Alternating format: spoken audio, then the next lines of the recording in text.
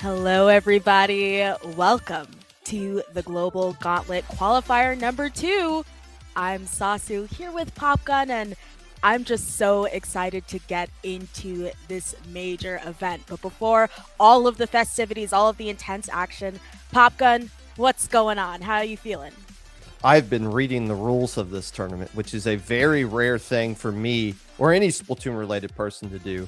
And the reason I'm bringing that up is because I want to explain right off the bat, and I'm not doing this ever again, so you guys better pay attention right now. I'm going to explain the strike ban rules for this tournament because the first match that we'll be going into, Healthy Diet versus Sooo Night at a LAN cry laughing emoji, are already beginning this right now. So let's take a look at how this works. And I'm reading this word from word, straight from the rule book. For game 1 of every match, the process is as follows. The higher seeded team will strike 2 maps. In this case would be Healthy Diet. Afterwards, the lower seeded team will strike 2 different maps. Cindo.Inc. will then randomly generate a map that has not been struck out. So you see the 2 stages Healthy Diet has gotten rid of. Flounder Heights, why would they not want to do that? That's a popular Splat Zone stage, unless it's not. And Crab Leg Capital, as we wait on Sooo Nights at a LAN to pick the 2 that they will get rid of. And once they get rid of the 2, we'll just randomly go with whatever is left from the remaining, and then we'll have a little fun time afterwards with that. But that is the unique, different thing here, and this is a feature that is new to Cindo.Inc. So look at this, Global Gauntlet, changing the world for the better. Yes, I'm inclined to agree. I think we saw last time around a lot of counter picks to practically the same places. Granted, after this system, further on, the winning team is going to get, with the strike system, it's going to be like who's favored. We'll get there when we get there. But we do see some of these stages getting way more play based on what's left. You saw right there that I think Urchin Underpass no, not Urchin Underpass. Flounder Heights and Crab Lake Capital were just struck there, and those are in the top 3 of striked stages. So no surprises. I messed up and said Urchin Underpass. Not going to be surprised if Sooo Night Set a Land strikes that as well. But definitely this is going to bring a little bit more spice to just counter picking Urchin against the leader team, or picking Crab Leg if you are the leader team. Let's take a look at these players going into this match. Yeah, Urchin Underpass is just going to come down to, well, really, a lot of these strikes just come down to, is there going to be a leader in this lobby or not?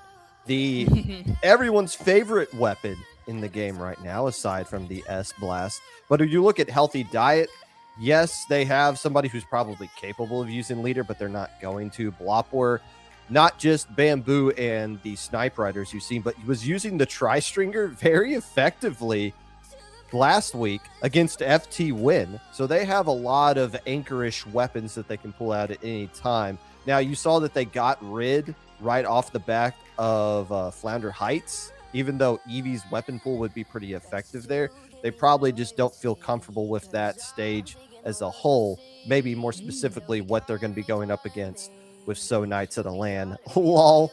Now, the strike stages from Sooo Night Set a Land, Manta Maria, and Humpback Pump Track. And it looks like game 1 randomly is going to be generated as Hammerhead Bridge. Now, I literally just played this stage in solo, Splat Zone specific. That pedestal in the middle of the zone, is that big? Has it always been that massive? I feel like it wasn't that big, or maybe I just haven't played enough Hammerhead zones. I'm inclined. It's possibly, I don't know either, because one of the things about Hammerhead zones, I'm avoiding it in the first place because it's just so strong for anchor players. As you can see in the information on the graphic, it's all about the leader here, all about the range. Even wait, hold on. That dude hanging on, that dude like struggling for their life. Look at that. What is that player? What? Okay, I forget what the name of that species is, but that creature is about to die. And we're just filming it. Look at that. Either they're doing pull-ups or they're hanging on for dear life at the bridge.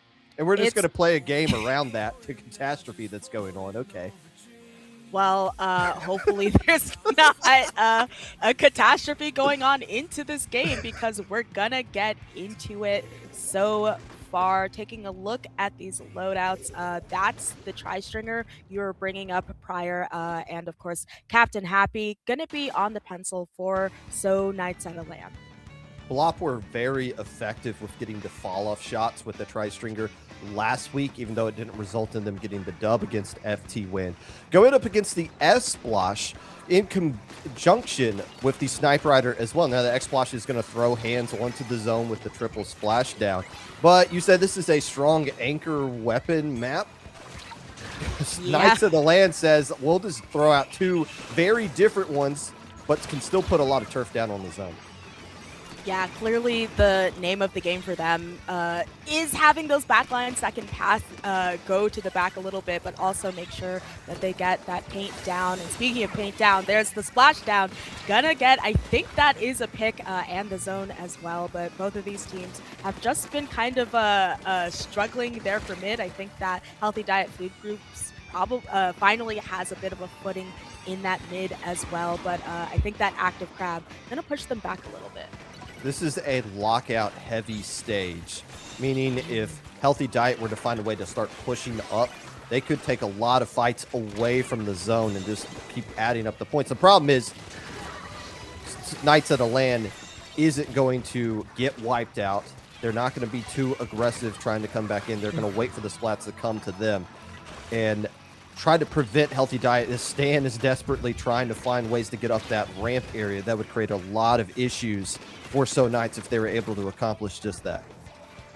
But these are really strong teams. I think they know not to overextend. Captain Happy did a great job of just holding his ground while the rest of their team came back in. So the zone going to go back into the hands of Sooo Nights at a Land while they're working to push up and get that win condition where they're just locking out the other team. But Nightmare goes down. Neither of these teams, you see them jockeying for that position to just make it impossible for the other team to come in.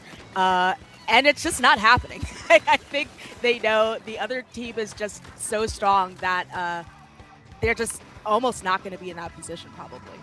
That ramp is the key, that ramp up on the upper area. If you can find a way to get up there, you're going to be in a good position to win the entire game.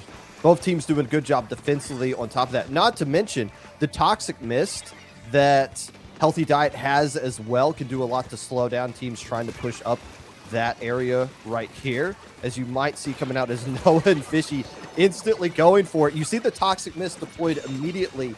That will slow things down, but they're still able to find Crab to roll up. And now look, all 4 players. It's a party in the Healthy Diet side of the stage. Yeah, this is a critical juncture. Not only do we have a change in the lead, but also Healthy Diet food groups kind of made that mistake that both teams were looking for. They had a delayed wipe. So little by little, they are taking their space back. They're getting the picks that they need to move back into mid. Nightmare, gonna see what they can get. Not quite gonna get anything, but a pick there. That's hard to do on an Explosher. And they made a deep run down to 16. It's not over yet, of course, but not what you want to see, obviously, if you're Healthy Diet food groups. I like that accordion attack that Sooo Night pulled off right there. They had all 4 players pushed up on the ramp, creating a spawn camp situation, but they didn't just stay there. They still don't have the height advantage that Healthy Diet has on the defensive side of things, so they pulled back without losing any of their players once everybody was starting to push up, but they were able to build up specials along the way. Ultimately, though, enough players from Healthy Diet slip past, get into control of the zone, but they have to find a way to break through the defense yet again. Here comes the trip strikes. They got a Crab to work with as well with Soda to make sure that everybody can jump right back into the action. Hands are going to be thrown, not going to catch ZYF as they escape that. Zone goes back to Healthy Diet, and now they're trying to push up. Yes, and it's just the Luna that's left. They're going to throw out some fizzies, try to kind of warn anyone from coming too close, and I think that Healthy Diet food groups, they're still in mid. Both of these teams know the danger that comes with overextending. You think, hey, we're going to spawn camp them, and then you all wipe, and then you're the ones getting spawn camped. So far, 2 members make that 3 members down. They were making a deep run, but it's going to stop there at 24, and having a backline this far up, chipping away at your team, that is a lot of chutzpah you have there, Captain Happy. And you'd only got 7 seconds left here. Take a hammer to the face. Zone should still hold strong. For Sooo Night as the land, they're going to take game 1. Yes, that Crab was not enough to flip that zone. Quite a back and forth game here. You see that the scores end up being quite close because it just felt like one team may have that other team just ready to be spawn camped. And then, they lose it. Too many of their members go down. But honestly, not a super dominant game for either of these teams. I feel like regardless if you're Healthy Diet food groups, they're like, we can come back and take this. It really just came down to that wipeout towards the middle of things once the zone got into the favor of Sooo Night. And then they're able to push up, have a party in the base, and build up enough of a lead to where it made sense. Now, we are going to take a look at Team 2 page. Well, we haven't looked at Sooo Nights of the land yet, haven't we? Yeah.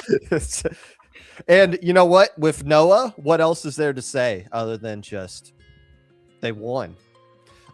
Fishy, I don't think we saw much of the squeezer action coming out there, but we did see the explosion, the snipe rider. So, hey, look at their maximum X rank scores. I didn't know. Wait, 4,372. Is that correct? Apparently, it's not correct. It is actually around 5,000. So Nightmare clearly not to be trifled with. Genuinely well named, being a Nightmare, I'm sure, in solo queue. But Noah, the only person not there, like you said, he won, I think, on the FT win roster last week. They seeded through to qualify, and we have at the top there, that's actually Captain Happy as the backline, who was playing with Team High, who ended up losing to Azure. So two people who played last week just kind of shuffling onto another team to see if they can qualify. Now, this match that you are currently watching is a best of 3. So if Sooo Night were to win, they will be moving on as the 10th seed into the next round. How do counterpicks work after game 1? The winning team will strike 2 stages that have not been struck or selected up to this point. And it is up to them. As you can see, they're clearly thinking very hard. Sturgeon Shipyard is getting the axe, and they'll get rid of one more, which is going to be Ship Shape at Cargo Company. So maybe they're just thinking of like, what is Blopwire possibly wanting to do? Let's get those out of the way immediately. Now, the losing team will then select the stage that we're going to be playing on, which is going to be Museum del Alfonsino. I should have just said they're playing at the museum, shouldn't I? You guys can read that word by yourselves without me announcing it there. Again, I think they're going to stick with the tri-stringer because Blop knows the exact angles they can get the fall-off shots here. If Sooo Night were to start pushing up yet again like they were able to accomplish in the last game, that might be why they're picking this one. Yeah, I think the bow being on that center spinner and just if they push up to that extent, I'm always thinking like that, but sometimes you just kind of get trapped on your own plat by your spawn.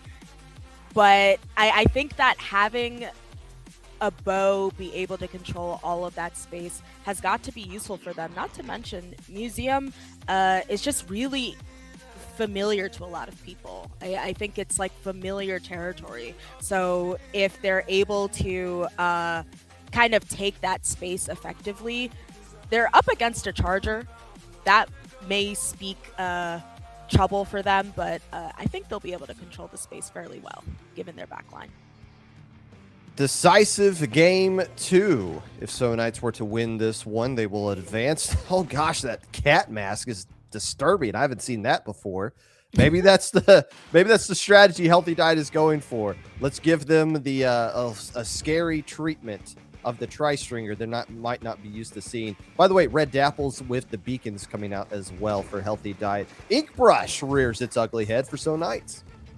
Yes, and instead of having those vanilla dapples, instead Noah will be running the NZAP. I think also as of a note, this is a different Noah from the FT winners that we saw last time around. Just a lot of Noahs in the community, but Fishy gonna be checked there by Funky Eevee there, who is then going to be on this flank, see what they can get, mostly that paint being down, and I think that is going to be the zone for Healthy Diet. Healthy Diet, once they have stage control, is going to have a lot of room to start putting those beacons down and start to be very pesky. Find ways to be aggressive with the slosher and the stamper that they have out as well, trying to find ways to just keep their players constantly on the stage and constantly applying pressure. Do they know Stan is hiding around back there? I think Stan didn't know they were there either and said, oh, wait, this isn't where I want to be. I thought there were going to be some flank shenanigans. Instead, Healthy Diet seems to be bottled up into the base. ZYF is going to be flanking out with the red apple, see if they can accomplish something on the right side. Yeah, but Fishy is watching this drop, meaning anyone who's wanting to get into that committal mid might have to deal with them, but Eevee did just that. Dealt with Fishy, made sure to get that pick. They have their tri-strikes ready to go. Those are going to come out, help cap that zone for sure, and give them the control you see here. So one member down. Again, that's going to be Fishy as well as Noah. I'm not quite sure that they were able to get a cooler before going down either. And now we're at the part where they have the center spinner. That's going to be super helpful for if they're able to get their tri-stringer there or even a crab. Trying to get set up, but got pincered by a suction bomb, which forced them back into the waiting arms of another player that cleans it up. So Healthy Diet trying to start pushing up, trying to create a lockout, but nothing's really connected so far up until this point. Instead, they're constantly on the defensive side of things as Sooo Night throwing out more specials, and this is the last thing you want to see. The E-leader on the spinner, and Eevee shuts that down almost immediately, and I believe that was an RP leader, so that might slow down their response as well. Can Healthy Diet start pushing up? Yeah, that is a fantastic pick we saw out of Eevee. I know that if I see a leader on center spinner, oh, you don't want to see that. But speaking of not wanting to see that, the Ultra Stamp going to just trade out with that crab. So both of those players are off the board. And in the meantime, Healthy Diet Food Groups, they have their hands on the zone. They're making it through their fairly low penalty. We might see a lead switch here, as a matter of fact, especially because 2 members are down on either side. And that is the lead switch, especially because Healthy Diet Food Groups, they are right now facing down a match point. If they don't win this, that's the end of the set. They move down to losers. So they're really going to have to play very careful here. Yeah, it's a lead switch, but they really struggled controlling the portions of the stage they needed to create the lockout necessary to get a positive lead that's not going to be lost right away.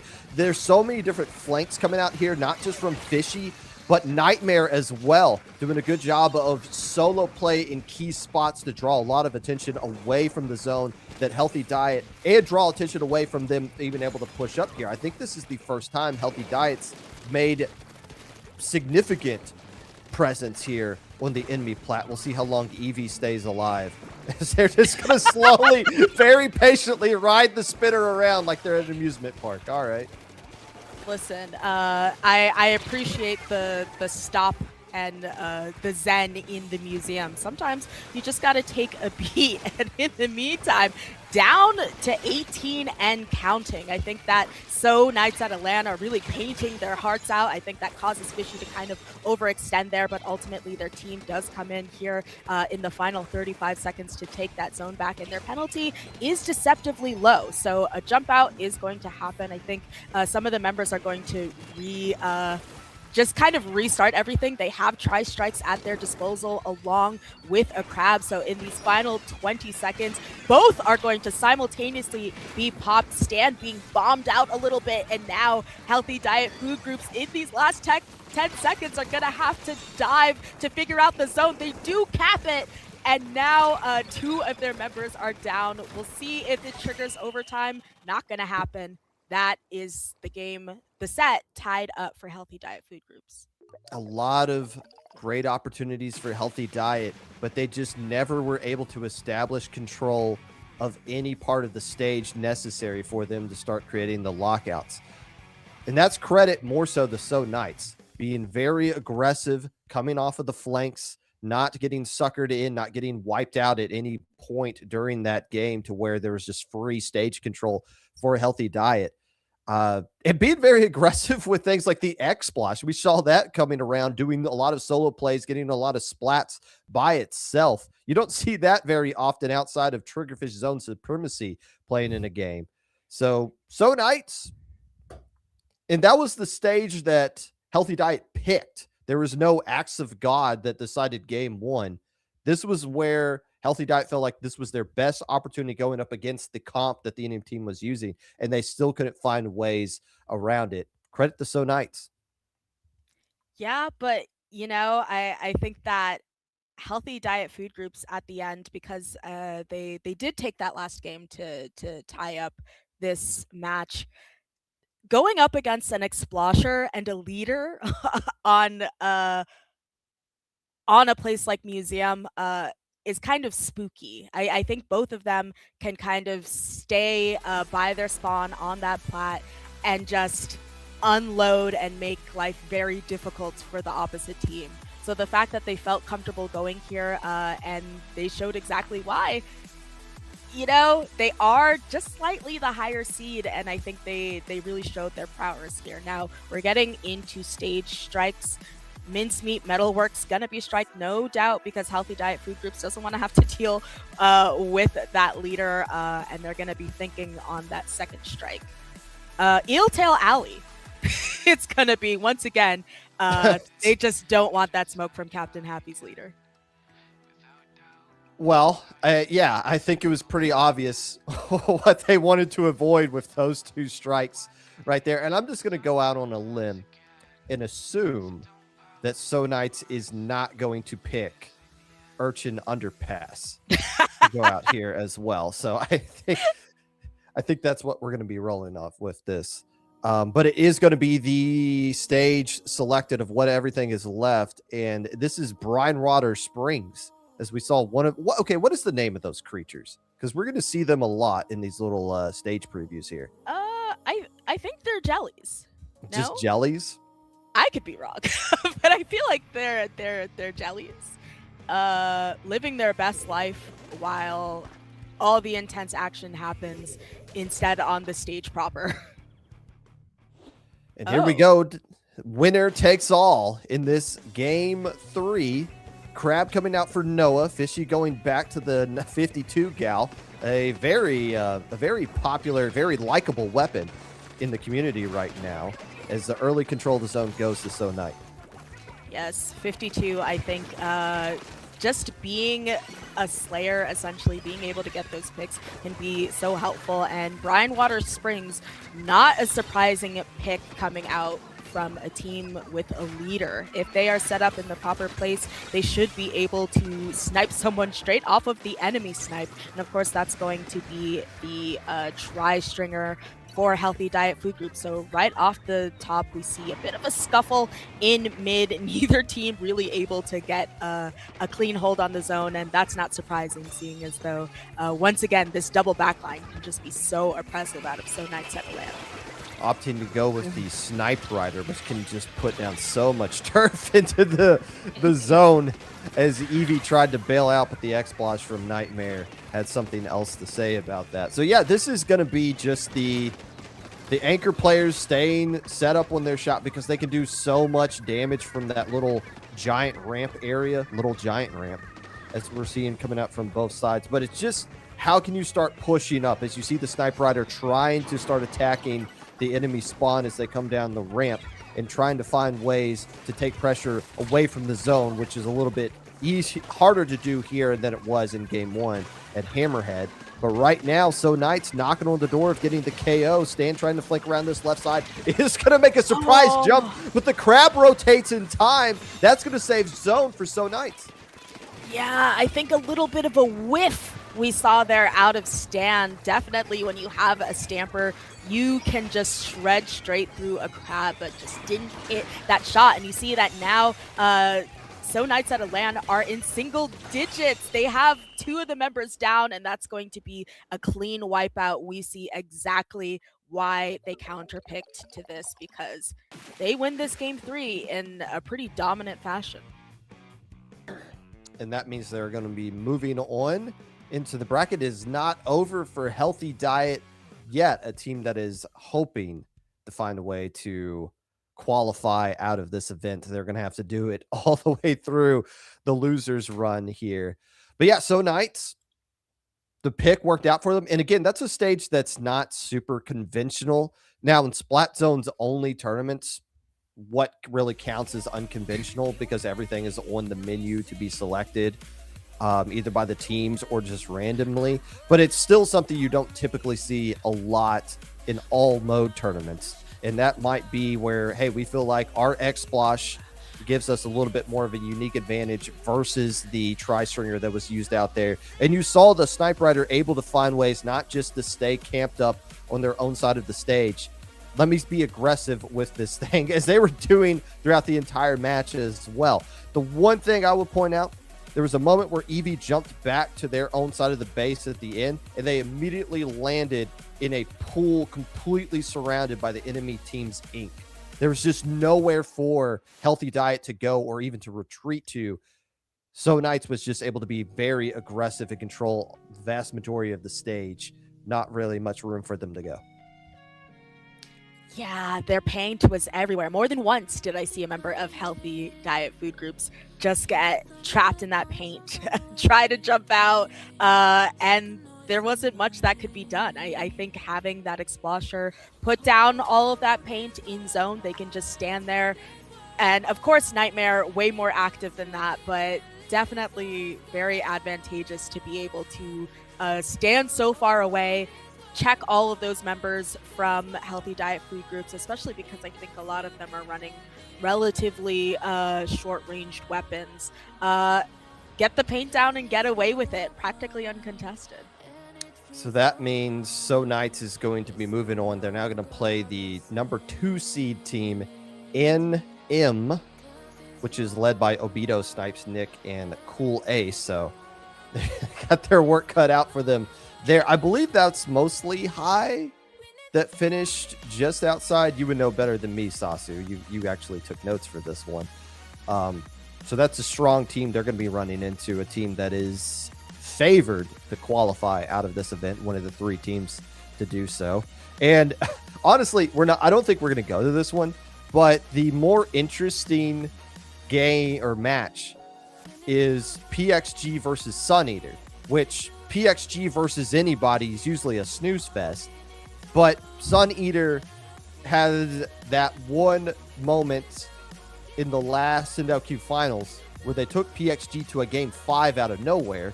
It's the most impressive loss anybody has ever had, ever, even though you don't get credit for losing.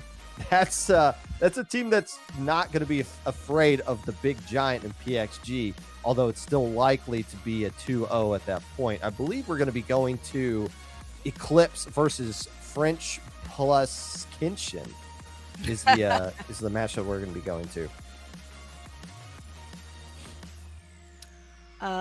Let's see. Black Bull versus the winner of Never Back Down, Never What, who we did see last qualifier last week, versus Daystar. Currently, they're at a 1-1 in gridlock.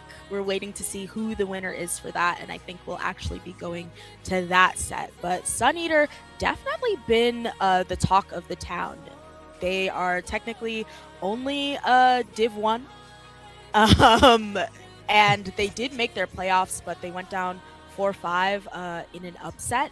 So didn't even necessarily take playoffs, but pretty impressive that they're going up against PXG, who are kind of the boogeymen of the West, and taking them to a game 5. And there is a player that is streaming their point of view of that match. So they are in. It's about 1 minute left to go, or 3 minutes left to go in that one. So that should be wrapping up shortly. And then we'll be streaming, obviously, the winner of that versus Black Bull, the number 3 seed, as mentioned before. So, Sasu, do you have any interesting notes or any interesting data you would like to share with us about this tournament in general? Well, what I think is interesting is just we know that in the West that there is a pickup culture, essentially, where a lot of teams just kind of switch around rather than having pretty set teams.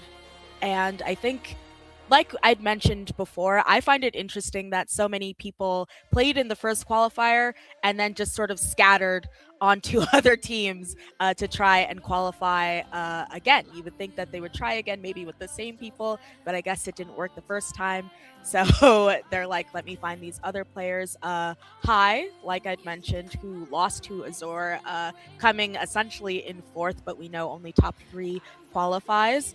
They had Captain Happy, who we just saw win that set in Sooo Nights at a LAN. They had Snipes, who I believe is maybe on NM now.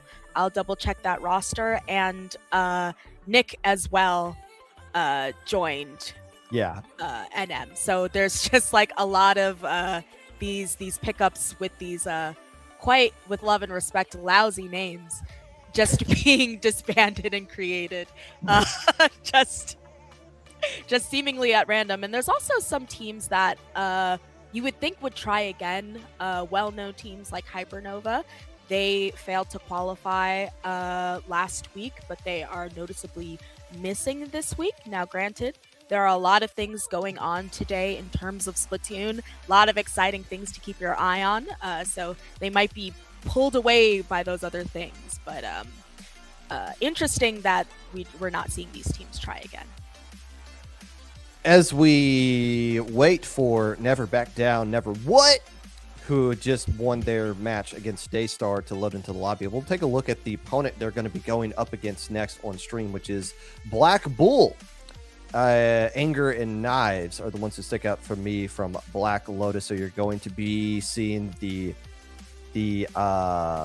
Tent Umbrella and the Slosher going to be used by those players who apparently do not play X rank, as they do not have the score. Shout out to Pyro. I like the Nintendo 64 Yoshi. I believe that comes from Mario Party. I just like the fact that Yoshi's looking into my soul, as a lot of Splatling's going to be used from there. And of course, Blaster on top of that from Soul World, who I believe is actually Noctis. So this is a very... I mean, the more I look at this just straight up looks like Black Lotus, actually, which is a team we haven't seen in a while. But I guess now they went off to the mountains, trained, and came back as a bull. Yeah, I guess it's sort of like a Black Lotus Blanks pickup. I think both of those teams are well known and kind of in the zeitgeist. Blanks, of course, was in Div X, didn't quite do so well, 0-5, but it's just one member from that team. And like you said, Black Lotus been a little bit MIA for the last couple months, but they are going to be up against Never Back Down, Never What, who we saw last time around fail to qualify, but definitely trying their hand at getting one of these remaining 3 seats. I wonder why they failed to qualify. As we looked at their profile pictures for all 4 of their players, half of them look like either a cat that just woke up from hibernation. I believe there was a woman that had snow on her head that looked absolutely uninterested in doing anything. Like, what were the... I guarantee you, when these young folks add their profile pictures to send out, they don't think one day it's going to be on stream of a high production value as this. The first couple of stages strike from Black Bull. They're getting rid of E-Leader and Crab Leg Capital. Man, nobody wants... Crab Leg can't even find its way out of the first strike of everything we're seeing here. What? Also, Crab Leg did nothing wrong. The Freudian slip that you called Eel Tail Alley E-Leader. You said Alley? they struck E-Leader and Crab Leg Capital. That's essentially what it is. E-Leader Alley. I thought I accidentally called it Crab Leg Capital, which would have been appropriate given the circumstances as well. Never Back Down, Never What said, we don't even want to play the Urchin game. Let's just get rid of that. And Humpback Zones.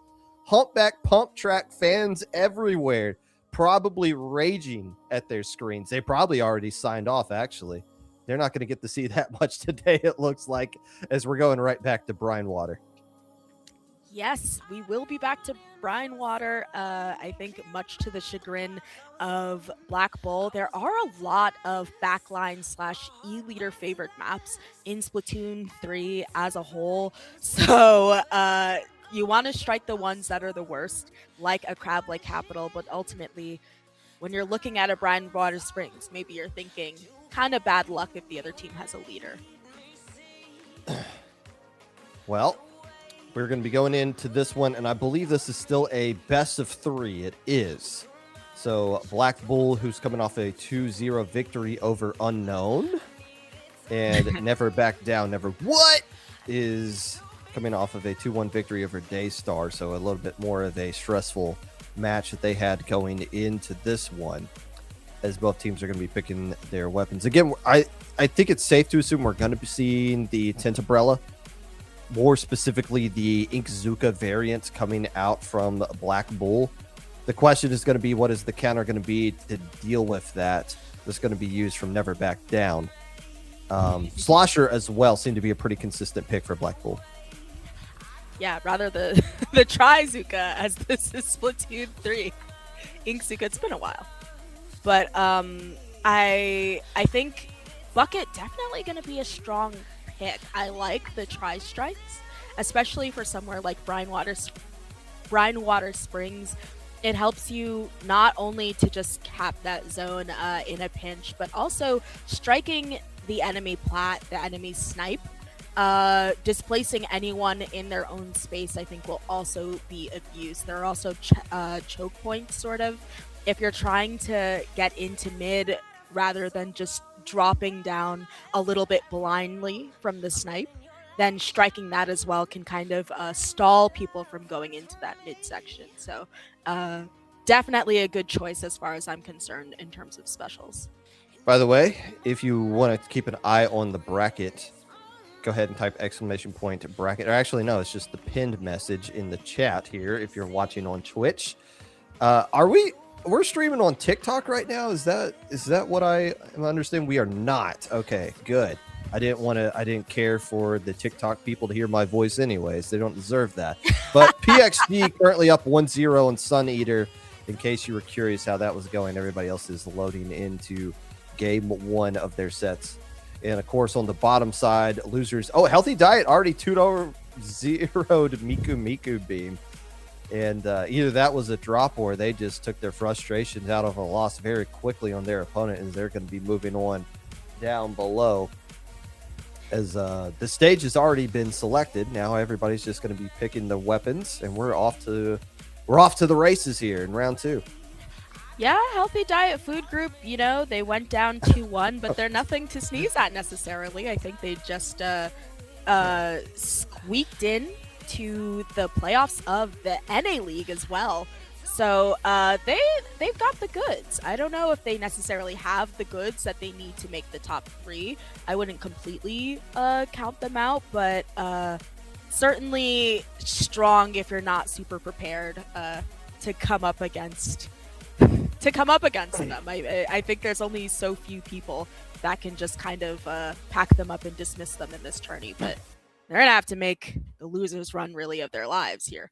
Well, if they play their cards right or wrong, however you want to look at it, they can play in the NA League in about an hour and 15 minutes.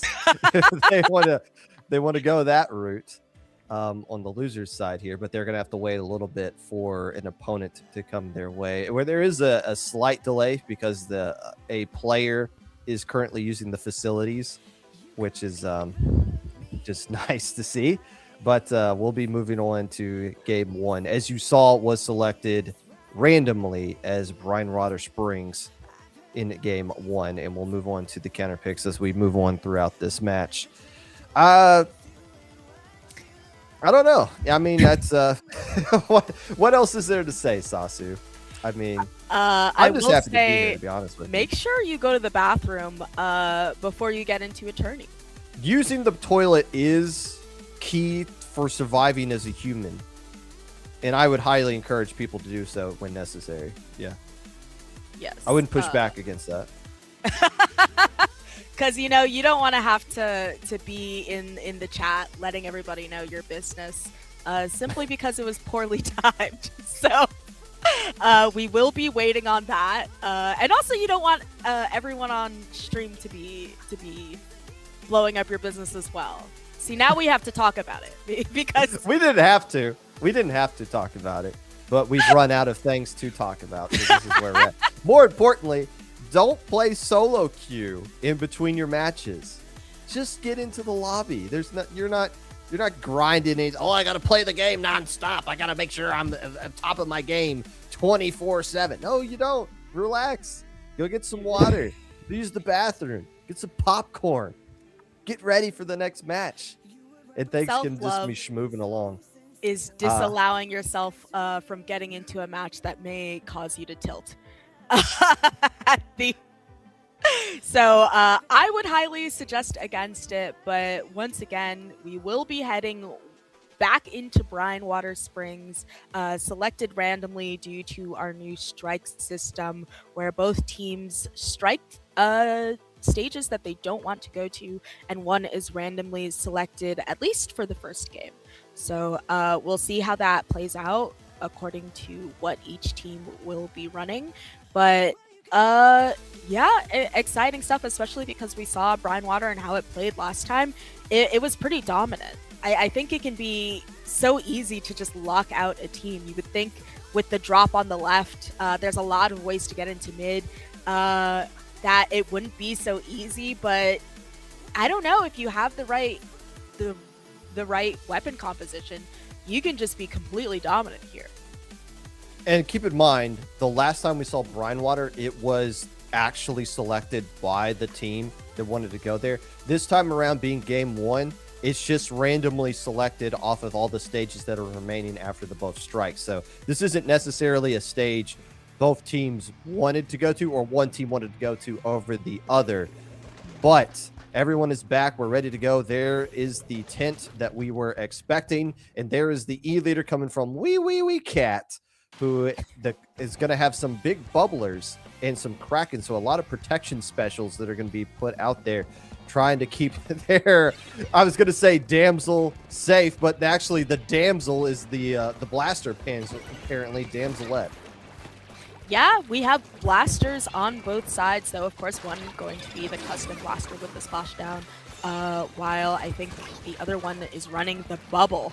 So far, off the top, 2 members down for Never Back Down, Never What. Anger gonna send out their tent and pop the Zuka to just harass everybody on their own plat. It seems like so quickly, Never Back Down, Never What has just been herded into the corner by Black Bull.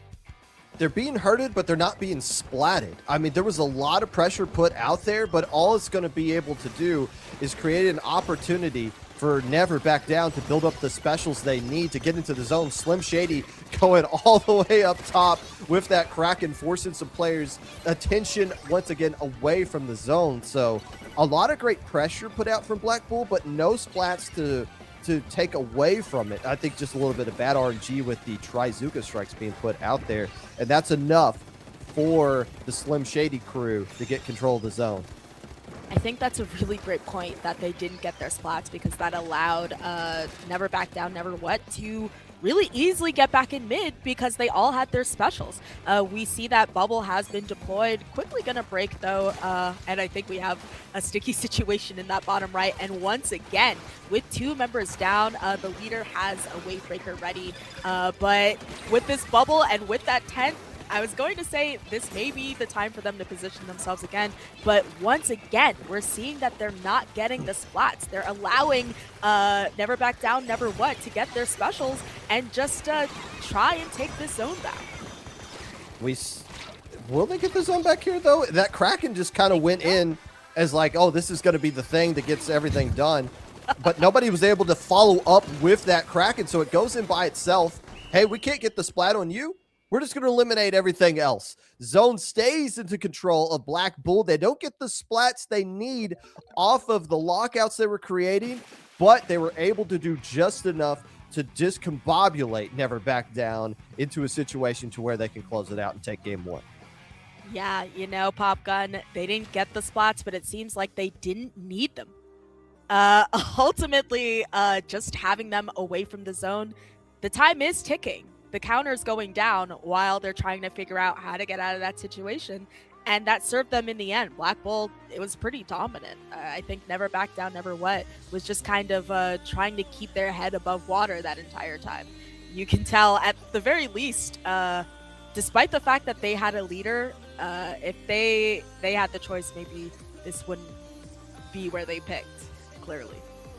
Well, yes, they weren't getting the splats initially on the lockouts they were creating, but they had so much stage control because of that. The tent from Anger able to easily get access into the enemy ramp, and even though those Trizukas weren't landing, they were forcing the players back into those corners. So there was just so much room for all of the players for Black Bull to work with. And while it didn't create the KO the first time around, the fact that they were able to get there consistently over and over again, back to the same spot in the enemy, that is a huge problem for Never Back Down, and something they're going to have to get figured out as they now get to control the stage going into game 2. First, we're going to see the 2 strikes coming out from the winning team, which is Black Bull. So there's 2 more stages they're going to eliminate, and then whatever is left is going to be counterpicked, selected by Never Back Down, Never What. But right now, Black Bull has to decide, hey, we look pretty good on Brine Water. What are some other things that our opponent is going to want to do? Let's just get rid of that right now. Definitely curious to see what that is. Wouldn't be surprised if we do see a Flounder Heights. That is something that's very commonly struck from the list. perhaps a Hammerhead Bridge as well. That's a very strong leader map. No, it's going to be Museum de Alfonsino. This also a leader map. We're noticing a trend. A leader should be able to snipe someone from the enemy snipe across the entirety of mid. So Black Bull doesn't want to deal with that, nor do they want to deal with Mincemeat Metalworks. So not going to be either of those. The counter pick's going to be Mahi Mahi Resort. Well, you can't get rid of every E-leader map. There's some, spikes. Yeah. I mean, Mincemeat getting taken off, like, that makes sense. Like, the leader can just dominate so much alleyways, so much different space. It's so frustrating going up against that in any scenario. But Mahi Mahi, obviously a really good situation as well. If the leader can get into key spots necessary, it's not like the Mincemeat where like the entire stage is a good leader spot. Mahi has a few really good dominant spots, but you have to find ways to get your leader up in those situations. You're going to have to deal around the tent and everything else that Black Bull was able to pull out last time. So you're going to need to get some splats early if you want to get your players set up into the right position here. A must-win scenario for Never Back Down. Yes, and they are coming back at it. I think we have maybe a bit of a switcheroo with who is running the bubble and who has the splashdown blaster, but also that's going to make it super difficult for that leader to set up. You have the tent going down immediately, 3 members down. It's just Habna. They're on the heavy edit, and I think that Mahi Mahi can be so lockout heavy, especially on zone. So members of Black Bull, they're going to have to figure out how to get back into mid and figure it out quick before time runs out, really.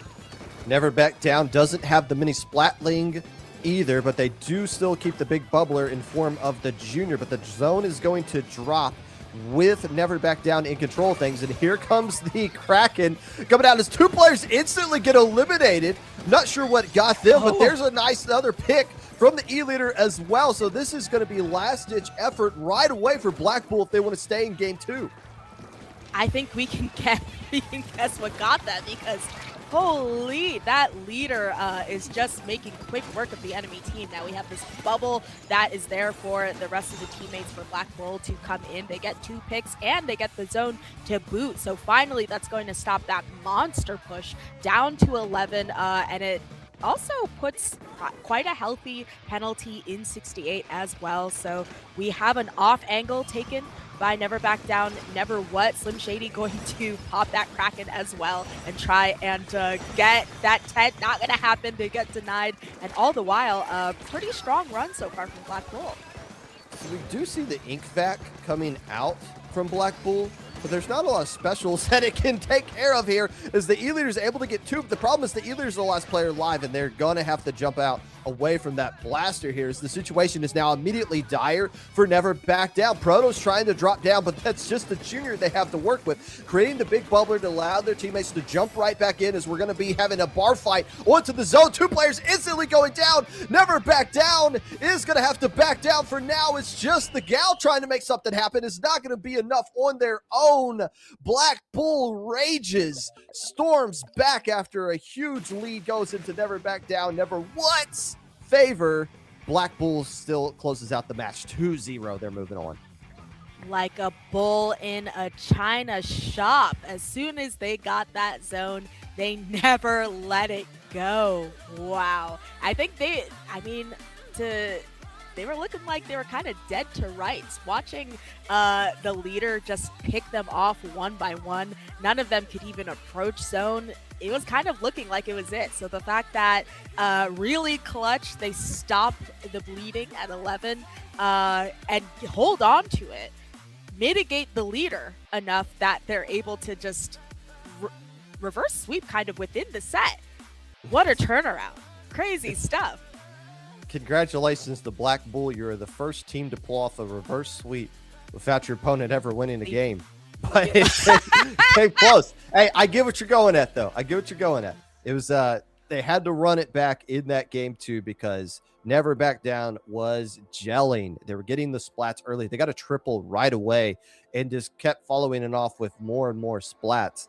but ultimately the patience paid off for Black Bull. They got the specials necessary. They were able to swarm into the zone, and when Never Back Down was put into that final situation where they just had to collapse and make something happen. All right, let me just drop my big bubbler and try to just get some splats with this junior and some splat bombs while somebody else flanks around the left side. Black Bull was prepared for that. They were able to weather that storm and was able to do what they should have done, which is win this match as the 3 seed. They're moving on. They are now 4-0 in this tournament. They have not dropped a single game.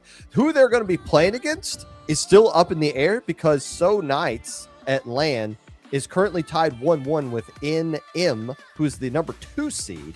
So we might see a potential upset right away, because if Sooo Night wins one more, they are going to be moving on to winners semifinals. On the top side of the bracket, PXG got the 2-0 win over Sun Eaters, so they can get rid of those allegations. They're going to be going up against French plus Kenshin, which is a match we're going to be seeing shortly. But for now, we're going to take a quick break because, as we learned, you guys need to use the bathroom. So go ahead and take care of that now, and then we will move on to the rest of the tournament after the break. You're watching Global Gauntlet Qualifier number 2 right here on IPL.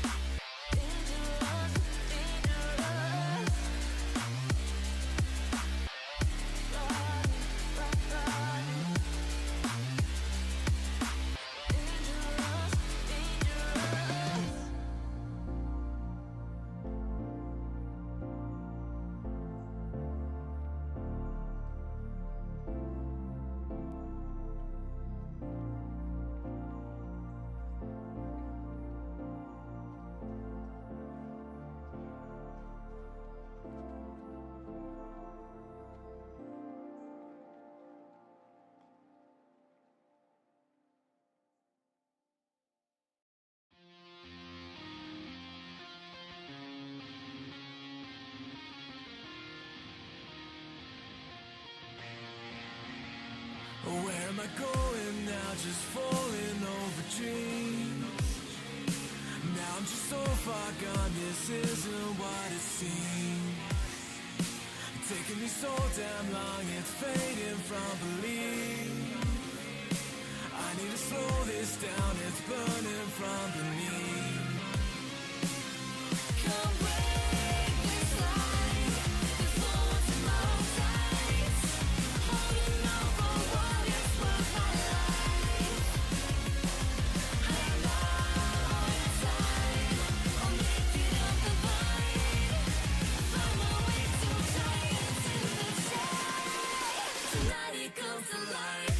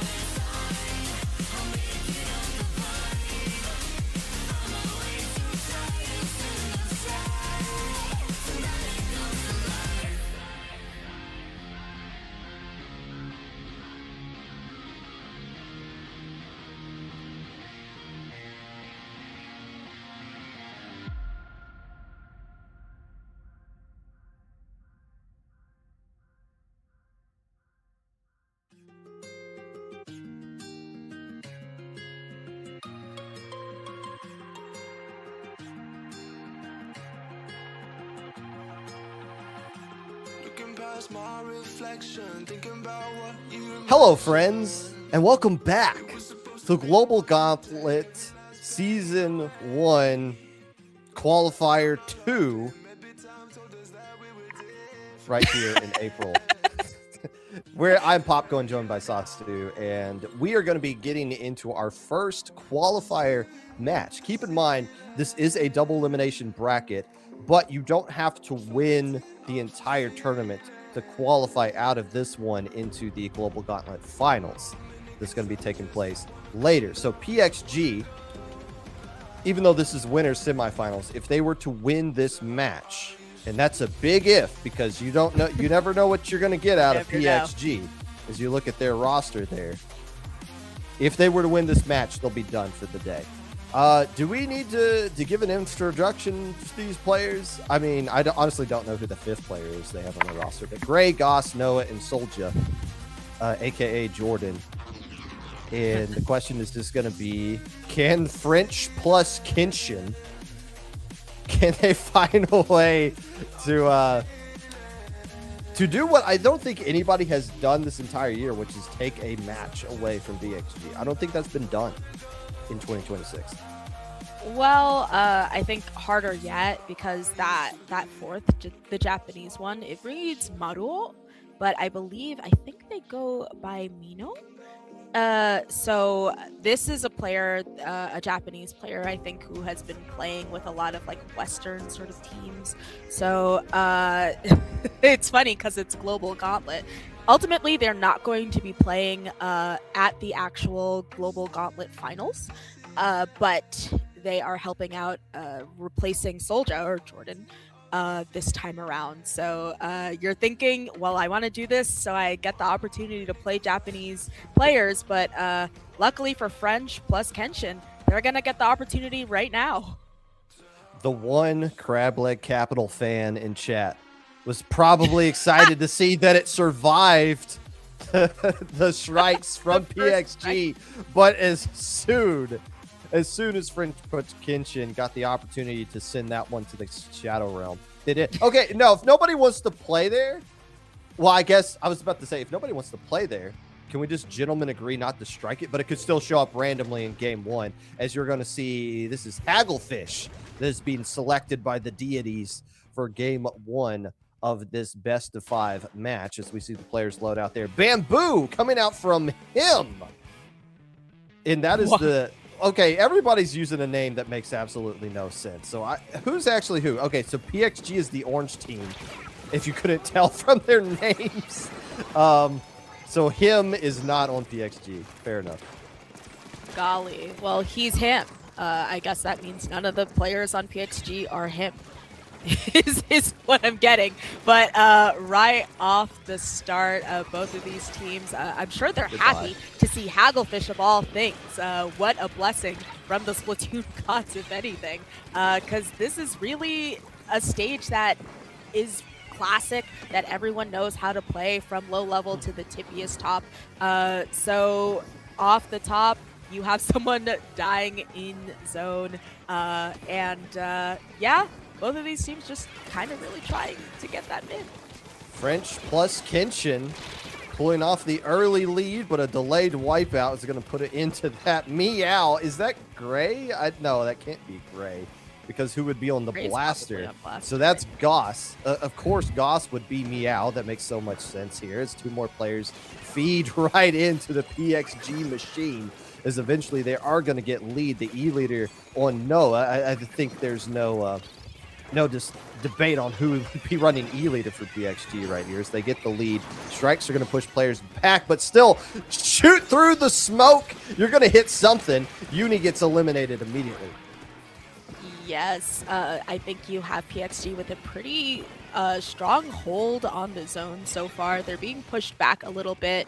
The bucket on the enemy team, French plus Kenshin, is going to go down. All the while, who I'm assuming is Gray, going to be checked, but him immediately going down to Noah there. So Goss just getting that paint down, doing his job to get that, get those drinks for the team. All the while, time is ticking, and they have a pretty sizable lead and a pretty good positioning in order to lock out the enemy team. This is going to be hard when you have you leader staring you down.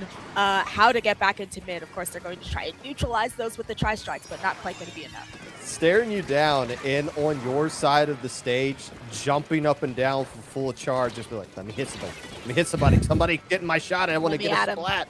I can't get pushed up much farther than this. French plus Kenshin trying to throw some last-ditch effort, but Robot, the acronym, throwing some hands instead. There should still be a stalling out of the stage in the middle. Not going to be enough because more players alive for PXG. They take game one to the surprise of no one. Yeah, pretty strong, but also not even saying that French plus Kenshin had them on the ropes or anything to that extent. I think that this was a pretty dominant game, but it felt kind of like a scramble. Like there were fights just kind of happening in random parts of the map. I think usually things feel a little bit more linear when there's gameplay at this sort of level. Also, I'd be remiss if I didn't mention we've moved to a best of 5 now. So PXG, they're going to have to get those full 3 games to make it through rather than just the best of 3 we've been seeing so far. But almost really odd gameplay, I'd argue, of just these 1v1s happening all over. And then you have a jumping leader just kind of in mid looking for... What an odd game, Popgun. Well, PXG is the undisputed best team in the West right now. Has been for the past year and a half so far. The only thing that's really been slowing them down is players from the country of Japan, which is why they're playing in this tournament anyways, because they want to go up against the best players on the planet. If you remember the last Splat World Series, PXG takes credit for being the only team to take a single game away from the Japanese teams in that final. So they want to play against teams that are better than them. They want to get into those situations to where they can push themselves even further because they've already conquered everybody else for an extended period of time, so much so that you saw some moaning and groanings at the end of 20XX of why are we even going to sign up for this tournament if PXG is just going to win it? Well, PXG is doing what they're supposed to do. They're putting themselves out there to continue to improve.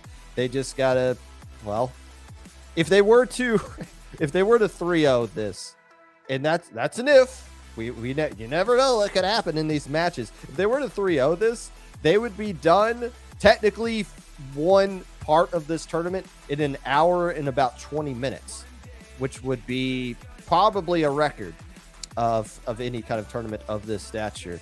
So a very quick exit if they're able to do that. Now, PXG won. That means they get to strike 2 stages from the map pool that is still remaining. Once they strike those 2, the selection will then come from French plus Kenshin if they could find the one stage that PXG hasn't been practicing, I'm assuming, or that they are the weakest at that benefits them.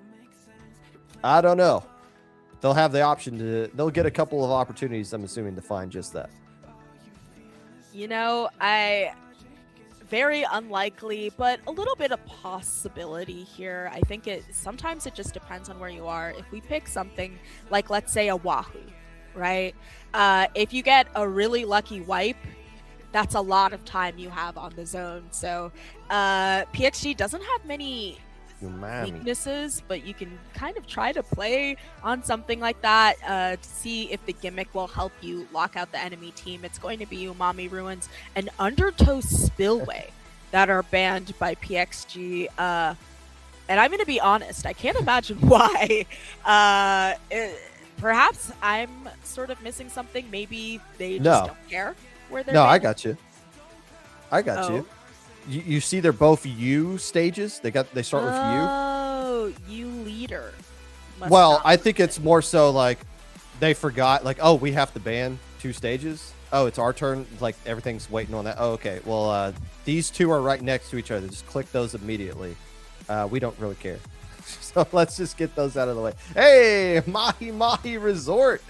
It's coming right back out. Look at those lovely jellies. Those are the creatures that we have agreed is the name of them. By the way, do we have an update on the jelly that was hanging off the cliff at Hammerhead Bridge? Like, is that person okay? Because these jellies seem pretty chill about their whole life situation. I'm hoping this jelly actually is at Mahi Mahi Resort, taking a load off after that stressful situation, or they may still be there to this very day.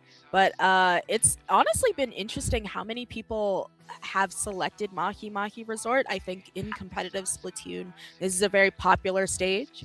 A lot of competitive players know how to play it, and yet it's not even, I think, in the top Well, 8 or so selections. you know a good way to beat PXG? Have one of their players DC before we even get started. I think that evens the playing field a little bit here as we decide, no, we're not going to do it 3v4. We're going to bounce out there. So we at least know the stage that game 2 is going to be played on. And once whoever dropped out of that hops right back in, we will just go right into it. But yeah, I mean, what are you going to pick that's going to give you advantage over a team of this caliber? Anyways, the answer is nothing. There's nothing you can really pick that they're going to be like, oh my gosh, we don't know how to do this. So what you really are just left doing is, what is our comfort pick going to be? Like, what is the one stage that we feel the most comfortable with, or we feel like gives our comp a slight advantage versus what the other team is going to be doing?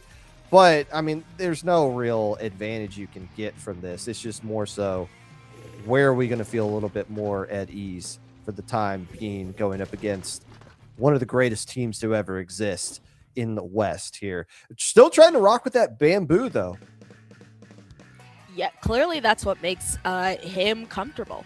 I think that, like you said, this team, rather French plus Kenshin, has opted to go with what they're more comfortable with rather than trying to catch PXG flat-footed on a less conventional pick there. But Uni gonna get out of dodge, wants nothing to do with all the smoke that Goss is putting down, and I think a really good pick right off the top there from Ray. So stronghold off the top for PXG, and now it's up to French plus Kenshin to respond. By the way, that was an opening gambit bamboo. So they're going to be trying to be very aggressive with it. The problem is only one player got splatted in the first 30 seconds for PXG, and it was just the end zap. So opening gambit now taken off the board.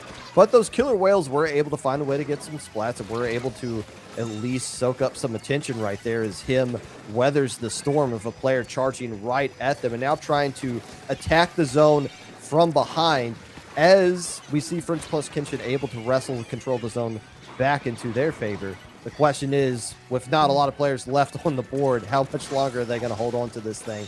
Meow says no longer.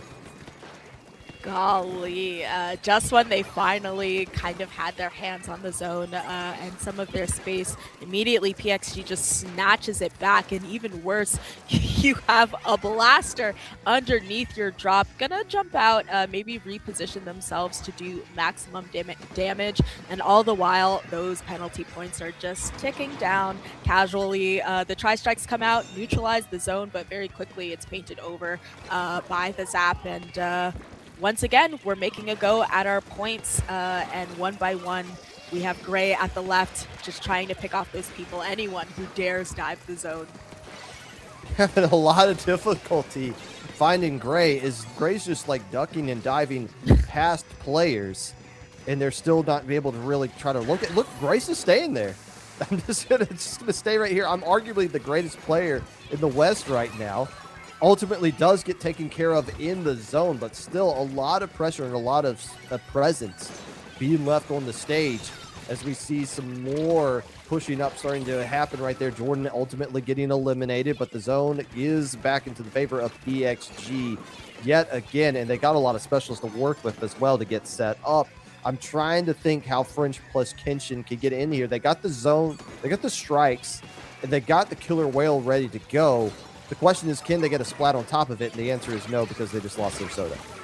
Oh boy. my gosh, and Oh, three of their boy. members make that. All four into a wipeout are just gonna get annihilated off the top, and even worse, we are just entering the single digits here. So I think there's no choice but to dive the zone. The tri-strike's not gonna neutralize it fast enough. PXG snatching yet another win. Just like that, really. They had a little bit of contention in the middle of the game where they capped over it, but they took it back and they ran with it. It's just hilarious how stacked this PXG team is.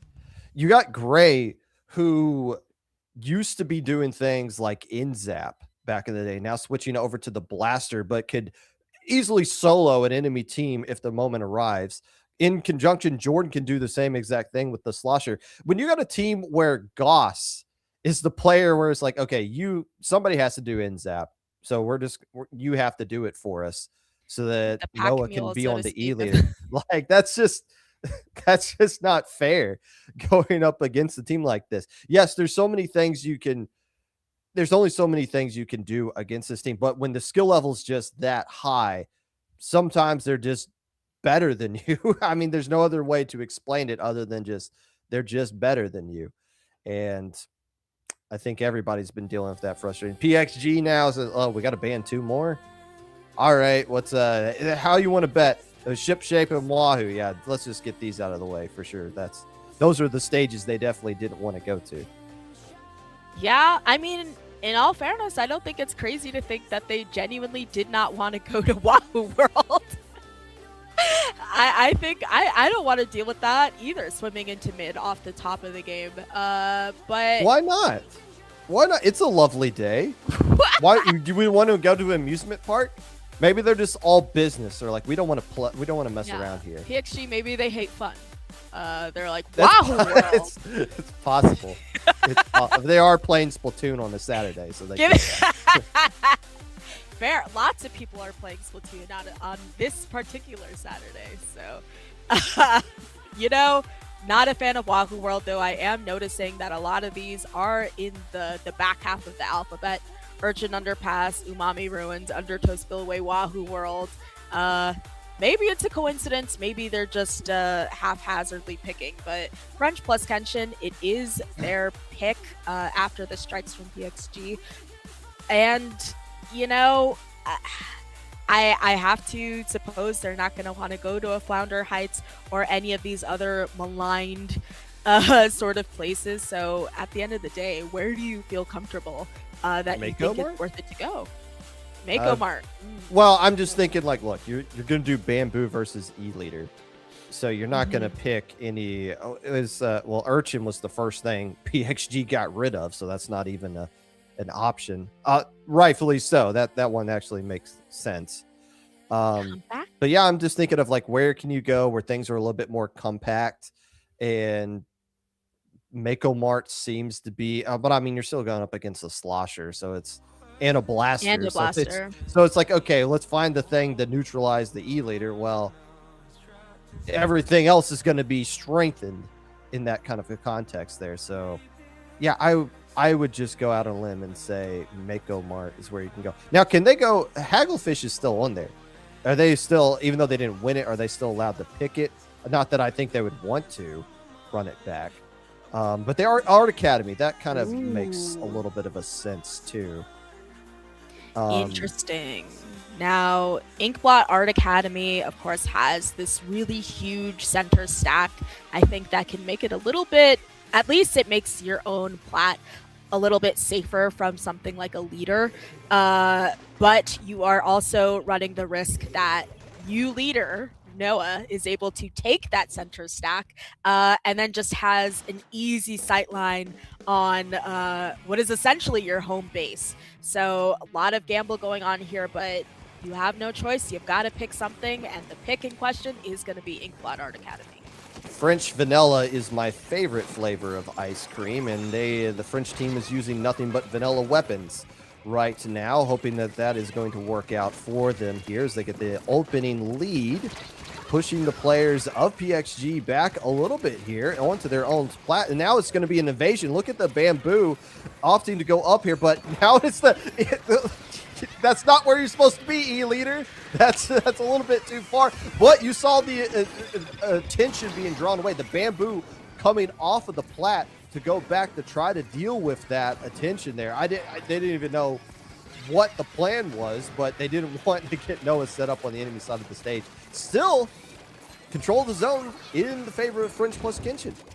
Yeah, clearly this pick so far, at the very least, is working out for them. We've already seen that there are teams that can get down to as low as 11 and then go down like we're seeing here, a wipeout on French plus Kenshin, and now PXG has all of the control. That is a huge threat because it gives them a lot of the space you see already.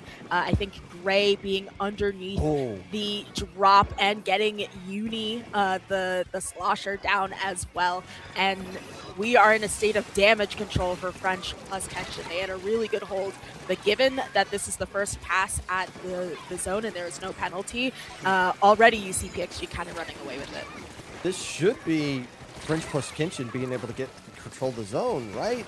They were able to flank around, finally finding a way off of their own ramp to attack the right side of the zone. They just didn't have anybody dropping down mid to capture the left where the strikes are landing right now. So there was a window right there for them to not just reclaim the zone, but put a hefty number of penalty points on PXG. Instead, PXG buckles down. They were able to get back control. They got the lead on top of it with more players going down. Oh, it was looking so promising for French plus Kenshin.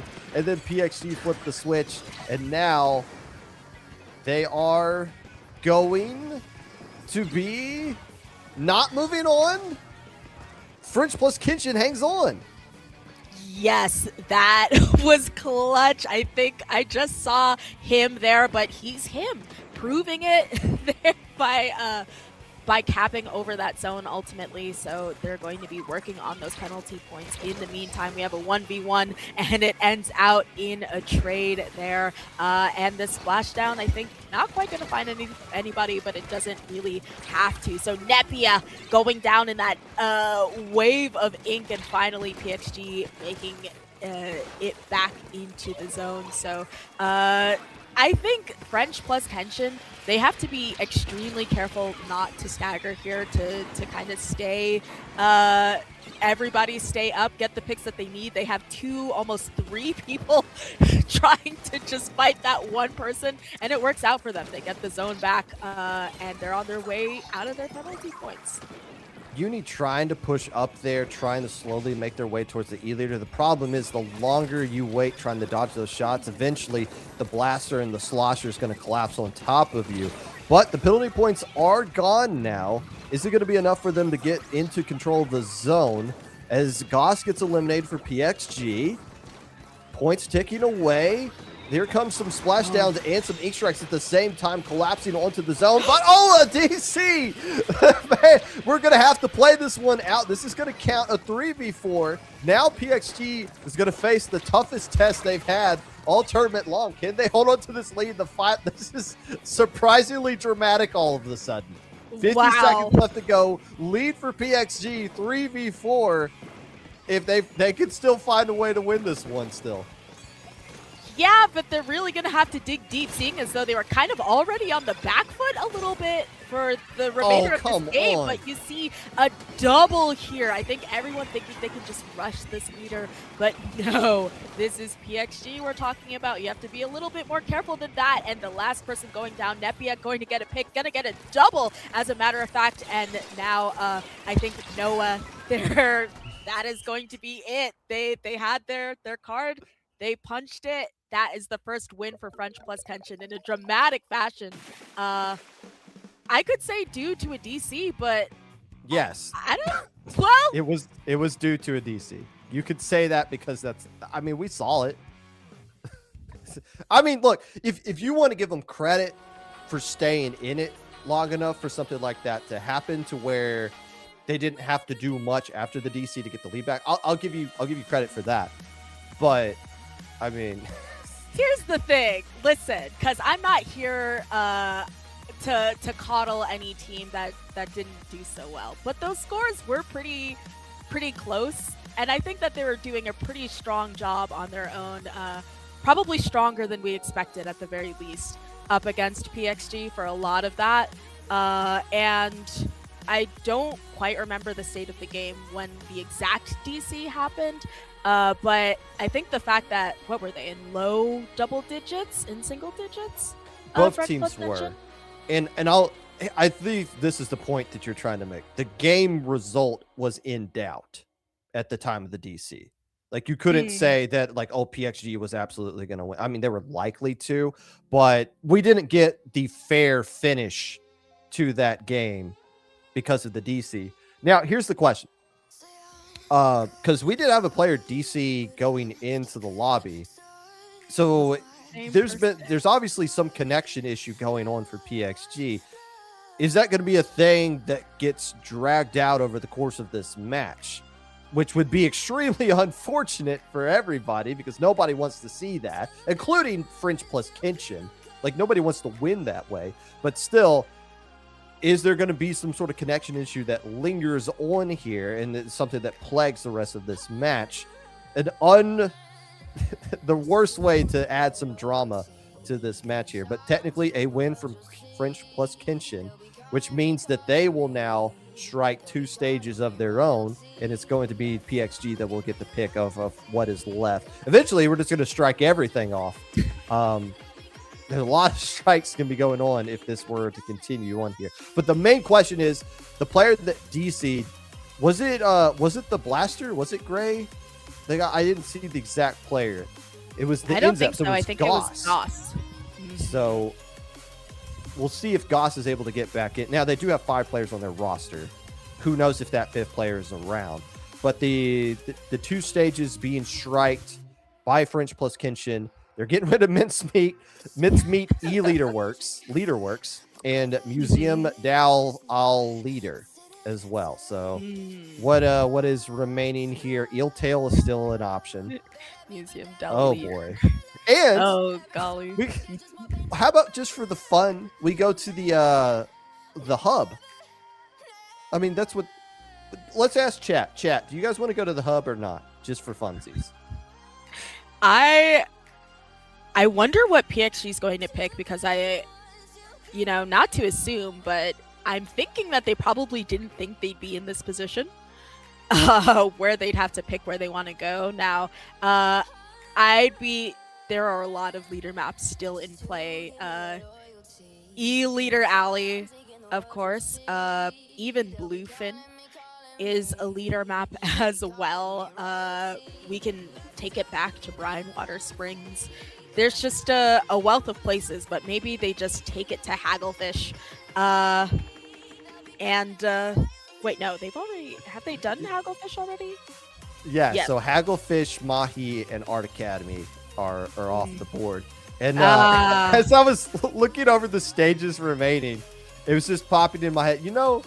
There's only a handful of traditional zone stages still available, Mako Mart being one of them.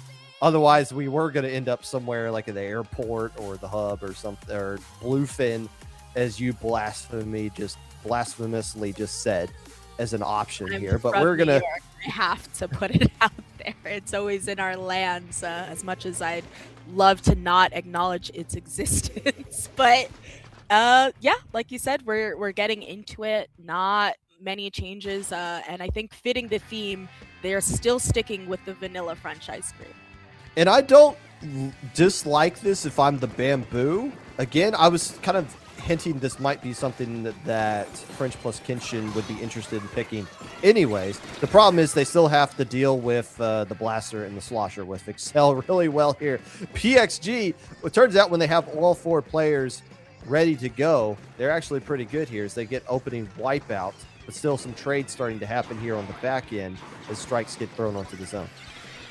Yes, and they move in accordingly, but they immediately get checked. But finally, the leader, I think, is off the board, but it doesn't matter. It's just the Bamboo who's left, and they're going to be collapsed upon quite quickly. PXG is coming back with quite a vengeance. They have their specials ready. The cooler is out. The tri-strikes ready to throw any which way. And despite the fact that we're seeing a lot of this blue, I think nothing's really coming of it. They can't really seem to push up. So PXG has had the zone the entire time up until now, and despite the fact that someone's going to go down to a leader shot, at the very least they put on that 60-point penalty.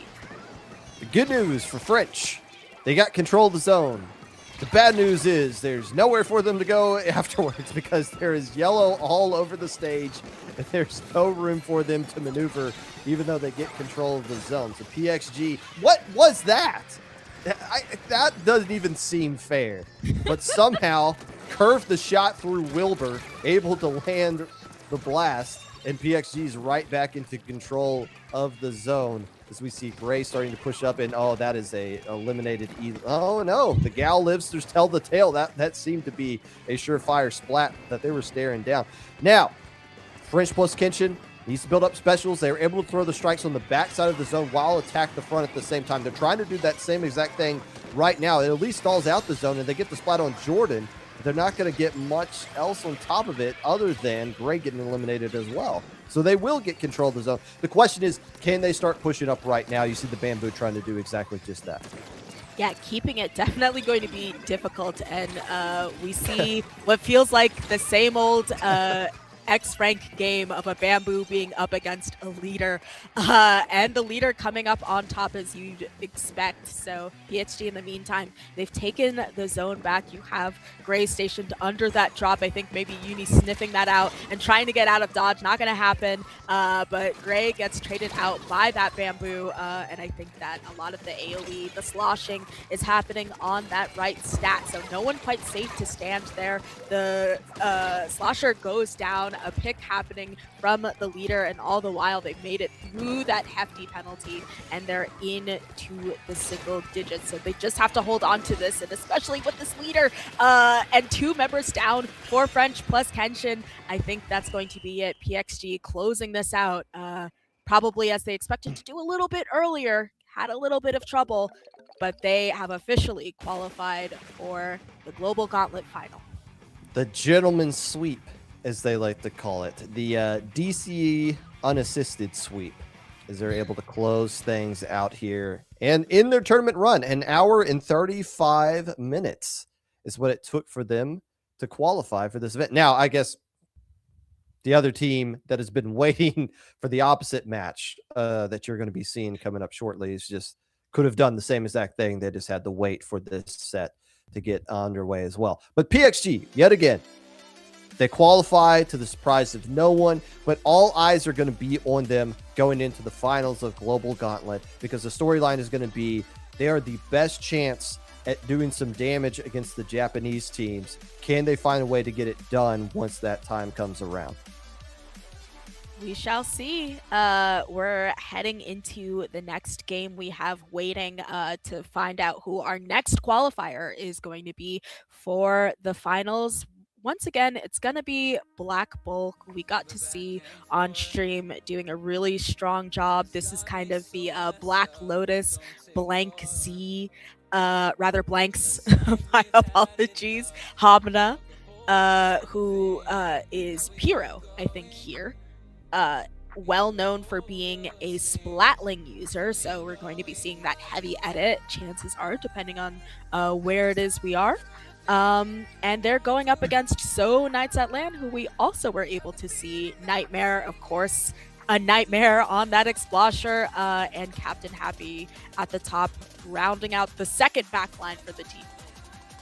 And this is the 10th seed Sooo Night at LAN that is moving on. They beat 7th seed Healthy Diet, number 2 seed NM. So the stupid dumb TOs who seeded this thing obviously don't know what they're doing. They never believed in this team to begin with. And I saw the stat chats. That was literally a quote from 2 of the people. I do not believe in Sooo Nights at a LAN. I don't believe in them. So they've been proven wrong already. And if they win this one, again, they're going to qualify for the Global Gauntlet Finals. This is going to be another best of 5 match. If they don't win this one, they go down to losers quarterfinals, to where they have to win a best of 3 losers and then loser semifinals, and then they can qualify out of that. So even French plus Kenshin who is now going to be playing against NM in losers semifinals right now. They still have an opportunity to get into the finals as well. Counter picks or strike bans right off the bat. Black Bull getting rid of Tower Control Art Academy and the museum. So this is what's unique. We saw them ban. These are not the stages they banned right away at the last set against Never Back Down, Never What. So there has to be something they know going up against Sooo Nights at a land that they say, we need to get Art Academy out of the way right now. Like, we're fine with going with Crab Leg instead. And this is what gets randomly selected. Well, good news is it's not Art Academy, Black Bull. But, okay, so now we got to do quick. Which one of these teams had an E-leader? I don't think Black Bull did. Am I right? They had the... No, they got the Splatling. Yeah. So they're fine Hopna here. is their back line, who only plays Splatling, so... And Sooo Nights, they were the team that was the X-Blosh Snipe Rider combo. Yes. So the X-Blosh should be fine here, but I don't think you're legally allowed to use Snipe Rider on this unless you just want to lose. Yeah, you might incur a fine or at least an internal one from your teammates, feeling as though you're throwing.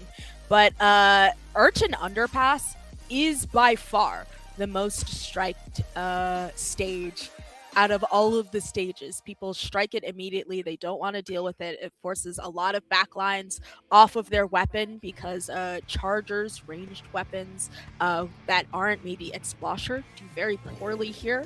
And this is the consequence of not immediately banning it, is that it will come up. So not quite sure if we're going to be seeing these weapon compositions outside of this game, but certainly some interesting picks, including an end try. I love to see that.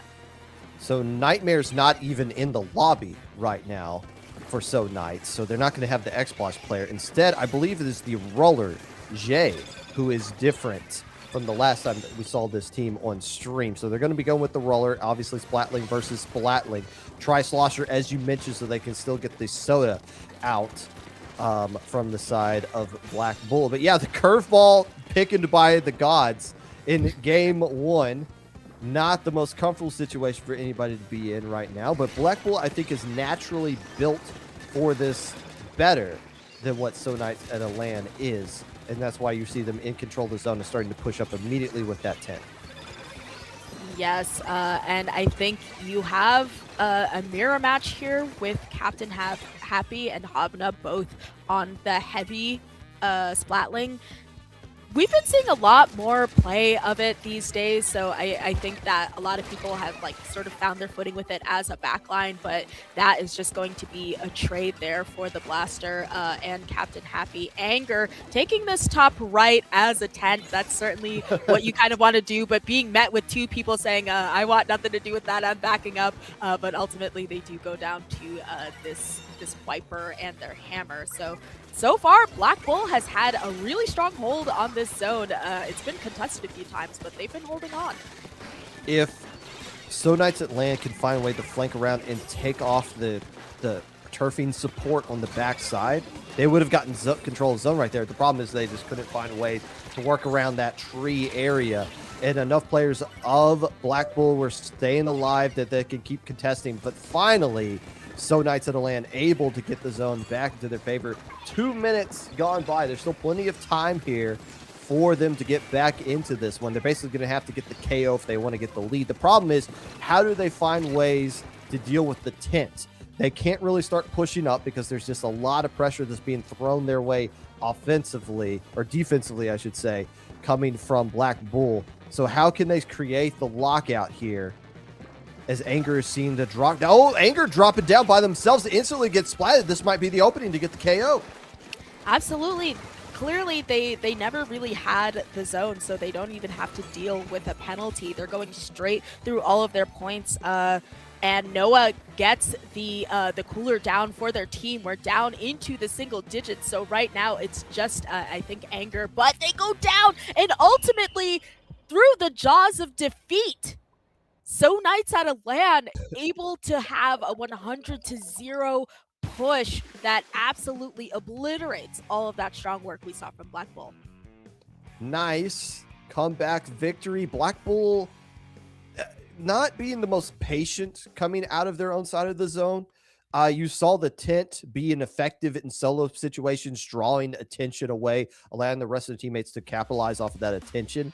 But as soon as you saw the tent just being deployed, they're immediately getting splatted. So it's like, okay, now we don't have to worry about that. We can focus on everything else. The distraction's been dealt with. So a good job from Sooo Night able to eliminate the tent first, which led into the slow domino effect of them being able to knock out everybody else. And again, no penalty points to deal with. They took control of zone and went from 0 to 100 without having to look back.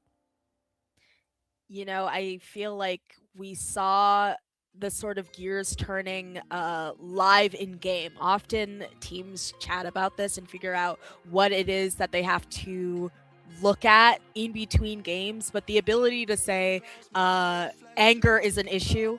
We keep having a problem with this tent. We have to do something about this tent, such that you see 2, sometimes 3 people just collapsing frame 1 as soon as they see the tent shield out. Really showed that that's more than just a strong team that has strong mechs and is really difficult to go up against, but a team that can problem solve and then get a comeback victory because they realize what their win condition is and then achieve it. That's a scary team. On game 1 in these matches that Sooo Night's been playing in, which is always the randomly selected stage, Sooo Night is 3-0 against the number 2 seeded NM team, Healthy Diet, and now Black Bull. So when it just comes to randomly selected stages, they've been really good at them so far. And now we start seeing some of the traditional things started to get removed. With Mincemeat's out of the way, Hammerhead is out of the way, and now Black Bull is able to decide what is the best tent stage remaining that we would like to go to. Maybe we're going to see Mahi be reappeared here. Yeah, interesting, this Hammerhead Bridge choice. I think chances are if it was picked, Habana would be on the Hydra. Maybe they didn't want to deal with that, or maybe they themselves, I don't know. I actually think that this Hammerhead Bridge banning is quite odd up against a team that you know does not have a leader, especially when you yourself have 2 backlines. But perhaps, you know, sometimes you just don't have a taste for it. It's not your cup of tea. So Black Bull, especially because they don't have Manta Maria, a classic map for. I had a brain fog. I was like Spinner, but Spinner is Japanese. Splatling. For Splatlings. the spinner. Wow. Oh, I'm a pretentious weeb. That's horrible. For Splatlings, they are instead going to go with Umami Ruins classic double zone map. Well, I'm assuming Nightmare's not playing because Nightmare is spamming chat right now. So they're going to be rolling with the roller player or spinning with the spinning weapon player in Jax, aka Jay, right now. But the Snipe Rider is going to be coming back out. So it's the same kind of concept. Fishney now going to the Splatling. You're still going to have those 2 longer range weapons, trying to put down a lot of turf so that your Splat Roller has a lot of room to work with. But we do see the heavy edits coming out now from Black Bull. So it's not the Hydra that I would have loved to see, even though it wouldn't make any sense in this context going up here. They still get the Soda and the Splatling presence that they want to have with the heavy edits. Yeah, that's definitely going to be very difficult for Habna as a heavy edit player myself. It's enough when you have to deal with a pen, but having a heavy that also outranges you is going to be super difficult. But a vac is out, making it even harder for them to cap, and Jay gonna get this pick over on the left, and then going to check the people who try to contest them since they're in their own bubble. So a really steady hand here for Sooo Night at land, who is able to take back both of these zones. That's what's so frustrating about going up against a roller is, yes, it's nice when they have a lot of turf to work with, but even when they don't have turf to work with and they're off by themselves, if they hug the wall in the right way and nobody realizes where they are, they can get a double working off of themselves and allowing the rest of their teammate to capture so much space because of it. So they're going to have to find ways to keep locating the roller and keep them off the stage if Black Bull wants to find a way to reclaim control of this match. Yes, but at least it seemed like they were kind of on their way, but I think they might be staggering a little bit. Habna going to go down as well. That's 3 people, and now they're a little bit in their own spawn. They're going to have to be very careful about approaching back to mid, aside from the fact that they're looking down 2 backlines, one of which just went down.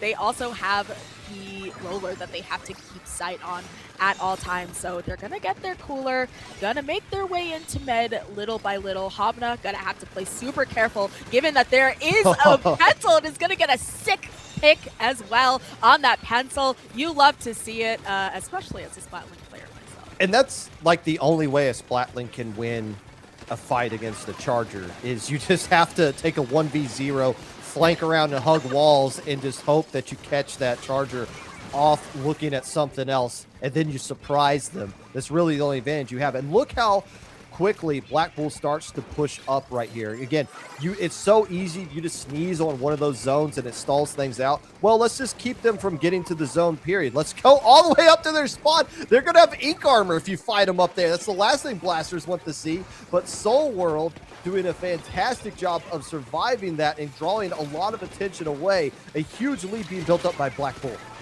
Yes, ultimately they're going to go down very unfortunately, but their team is holding steady. They get Noah down, they're in the single digits, and then they have a bubble there on top mid. So 2 members down, that's going to be it.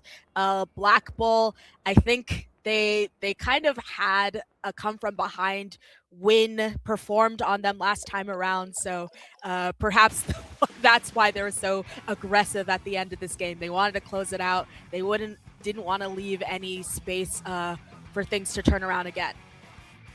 It had all started with the Splatling able to win a fight against the Snipe Rider, taking that angle. They were waiting for it too. You saw the heavy edit, taking that little, that's the only way you can shark as a Splatling, is just hugging a wall really close and just peeking around. They were waiting for the Snipe Rider to pop up there, and as soon as they saw their window, they took it. They got rid of the anchor player right away, and that allowed the rest of their team to start pushing up and create that lockout that ultimately ended up being the KO, and now tying up the match 1-1 apiece. Keep in mind, this is a best of 5 now, because this is still a qualifying match.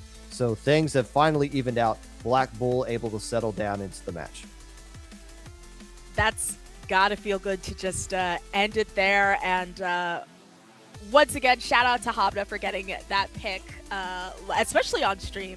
So you can go back and watch that as many times as you want. But of course, now it is time for the bans, and it's time, rather the strikes and the picks. So Knights at a land, they are in the position, having lost that game, to pick what's left after the strikes come out from Black Bull. So they are picking between those Humpback Pump Track. Not a lot of love, clearly, for Humpback Pump Track, which is especially interesting because I think Black Bull have an end try. And Try Slosher is very well known to be strong here, but I guess, well, no, they're not even up against an Explosher. But maybe, I think people just don't like it. That's got to be what it is. Sometimes you just don't like the cut of that stage's jib, I guess. So a cool thing about this entire tournament series is that we get this data of the strikes, like what do teams like to strike consistently. What you don't really get is the why is this being struck. Again, Black Bull getting rid of Art Academy and Museum, those were not the strikes they were using against a different opponent when they had the first pick earlier. So it's more so Black Bull's thinking of what are we going to be going up against and what can we get rid of specifically for our opponent. Humpback being eliminated pretty consistently. I mean, there's a lot of different ways to glean that. Is that just a them thing, or is that just so much of an opponent thing they don't want to see? Because Sooo Nights at a land will get to select any stage that hasn't been played so far, which is going to be Umami and Urchin. So those two are gone, as well as Ship Shape, which is the final strike coming out from Black Bull. So now So Knights of the Land has the option of everything remaining. Yeah, be sure to kind of keep up with IPL socials because they do post those that data that Popgun was talking about. Like I was saying earlier in the show, Urchin Underpass, Flounder Heights, and Crab Lake Capital are far and away some of the top struck zones, and I think that Urchin clearly was not striked. That's why we had to play it off of the top. But interestingly enough, Flounder Heights and Crab Lake Capital are still in play currently. So no strikes on those. We do have a pick, like you said, onto Scorch Gorge. So.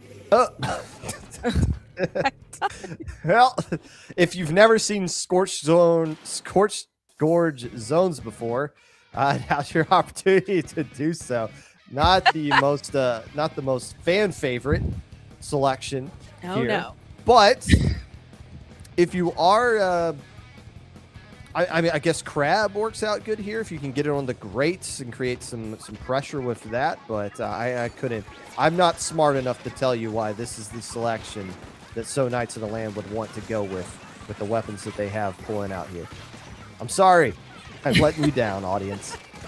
Well, aside from that Crab having a roller, I think that because there's that large center stack, they can really hug these walls and catch the other team by surprise. So I find that rollers, especially you see them in that corner, they were able to get that pick, I think, on Hobna, the Splatling player.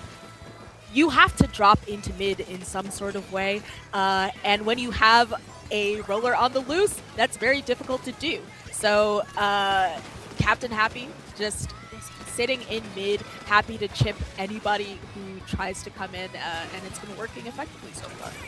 You're able to get good sights on the tent dropping down as well when you've got control of that mid stack as the Snipe Rider. You saw them dropping down along the left side, so it's going to be an easier job of locating where that tent is going to be coming from here. But Black Bull able to get a couple of nice splats here as Soul World ripping the souls apart. And now the Splatling tried. The problem with creating lockouts here is you're just like a sitting duck going across those grates. So if you have something with run speed, or actually if you have a tent that can block the way, then you can't get up there. So now you got a tent player who, well, won't be staying up there very long. But if you can find ways to get on that area, it's a little bit easier to create lockouts. It's just so difficult to do so. But now that I look at this a little bit more, maybe Black Bull has the right kind of tools necessary if they're finding ways to push back up. But right now they're taking all the fights in mid, getting a couple of trades back and forth. This should be So Knights of the Land recapturing control of zone, but they lose lead in the process.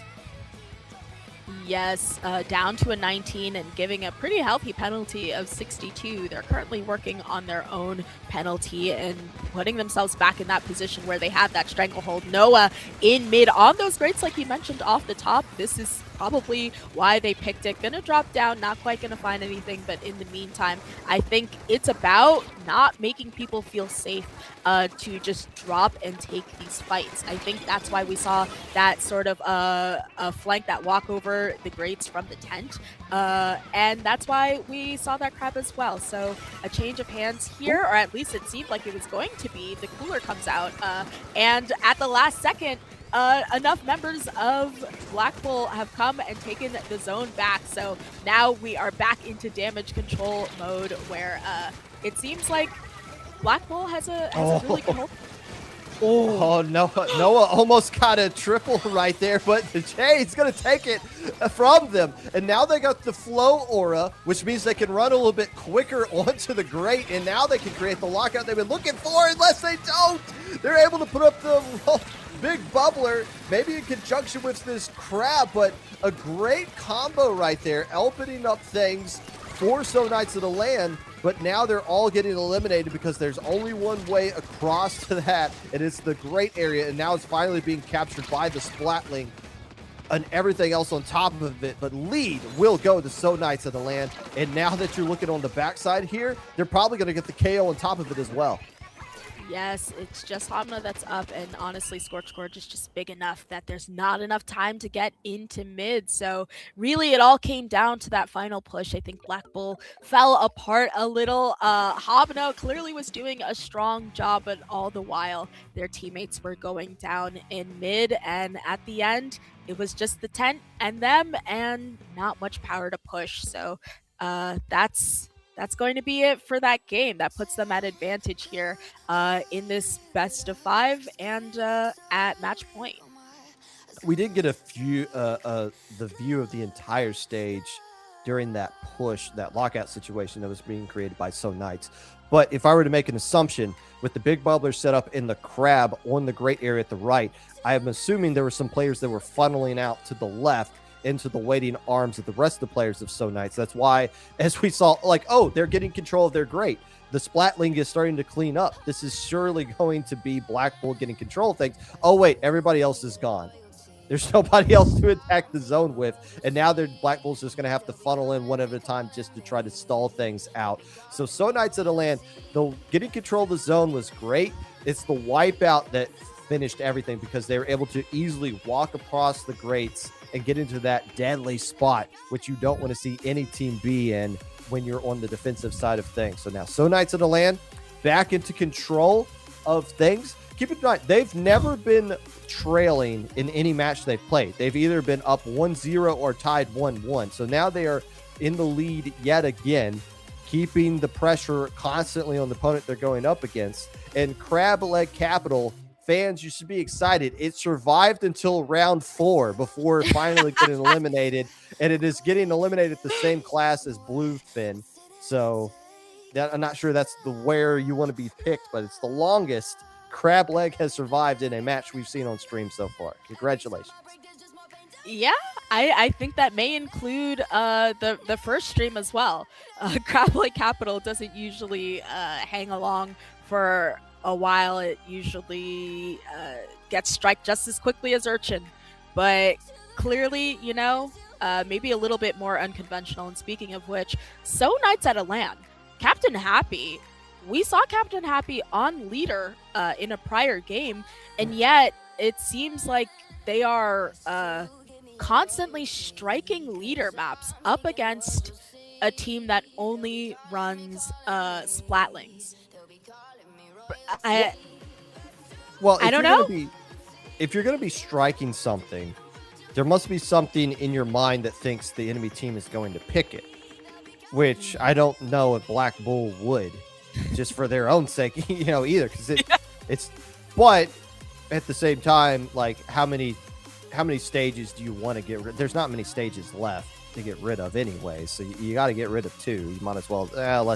We don't want to play here, even though Black Bull probably doesn't want to anyways. Let's just get rid of it, and then we can go to the stages that everybody likes playing with. And who doesn't like Robo Ramen? Who doesn't like ramen in general? That jelly's currently. I've never noticed the jelly just swimming up top there. That's got to be a huge violation from the health department if such a thing exists in this world. I think the true violation from the health department is if there is actual active ramen in that bowl. It's got to be rancid by now. But we are going to see both of these teams getting into it. I'm not sure. I actually, no changes from either team that I can see. We have that blaster with splashdown. I'm sure we're going to be seeing that. But much to my chagrin, no tri-strikes. Really good on Robo Ramen, but neither of them bringing them to the party, I guess. Zuka used to be really busted on this stage as well, as a good way to kind of counter the sniper riders that would camp up along the glass area and do a lot of damage to the zone. Instead, it's just going to be the same weapons we've been seeing up to this point ever since Urchin got out of the way. And I guess I stand corrected. There is such a thing as Zuka on tent, isn't there? And that's going to be used as a way to try to deal with the sniper rider and keep them at bay. Oh, by the way, you're just going to get sat on by the blaster. Hello, Robin. Didn't know you were there. Take a blast to the face. Yeah, World was getting out of dodge, definitely popping that splash down just to stay alive while they kind of dissuade, asking for help from their teammates. And on the way, they got jump scared by a roller and they said, let me just get this pick real quick while I keep on running. But we have that very annoying sprinkler on the top. Hamida trying to get rid of it, but has other pressing matters to go. Black Bull runs down to 69. Nice, but not nice enough, seeing as though Sooo Night's at a land keeps that, not only the lead, but the space at that choke with that big bubbler. Well, until until the Trizuka comes out, that thing still exists, and Anger taking some frustration out onto the enemy team. And now you're going to see those lockout situations start to be created. But look at all the bombs and all the subs being thrown immediately at the tent and everybody else for Black Bull as they try to get things set up defensively. There goes the lead, and nobody's gotten splatted on either side, and that's only going to work out for Black Bull until the blaster just goes in trying to fish for something that's not there. Yeah, but, you know, I think it displaced people a little and it disallowed the other team from pushing because you see they're still kind of stuck in this area. Noah drops there to make sure that they don't get caught in the crossfire, and all the while, that gives enough time for the Zuka to come out, find a pick, and anyone who is trying to dive for that zone just gets picked off. It's just Captain Happy, who is alone and no doubt not going to be able to do anything to that zone. A handy win there. Handily, Black Bull just wins this game. Once again, I feel like you see them in these final moments, throwing everything at the wall to make sure that the win sticks. I was trying to think like, okay, why did the blaster go in there? And then I forgot, oh, they got soda. So they can just go in.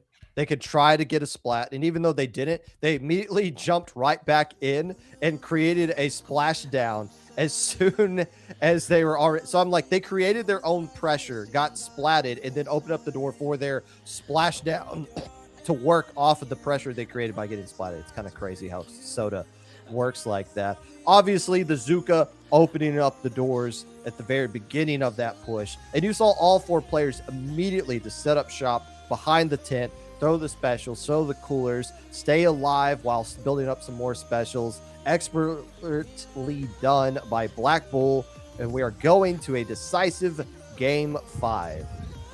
Yes, exciting stuff. Finally, we're getting to see a game 5, and qualification is on the line. Our top 3 is going to be those that essentially in the bracket. Obviously, grand finals not going to be played out, but that top 3, so they could just kind of call it a day. They've qualified, they've gotten into it if they win this next one, but you're gonna have to go to losers and fight it out in, I think, those losers semis to get that 3rd place spot instead. So I'm sure both of these teams just want to end it here, hopefully even just like get an easy knockout, because quite nail-biting to have a game 5 there. Magomart surprisingly immediately going to be banned there. Actually, maybe not so surprising. Their backline is a Splatling.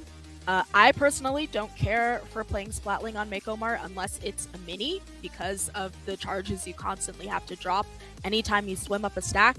And Undertow Spillway going to be banned and struck as well. So 12 stages are banned.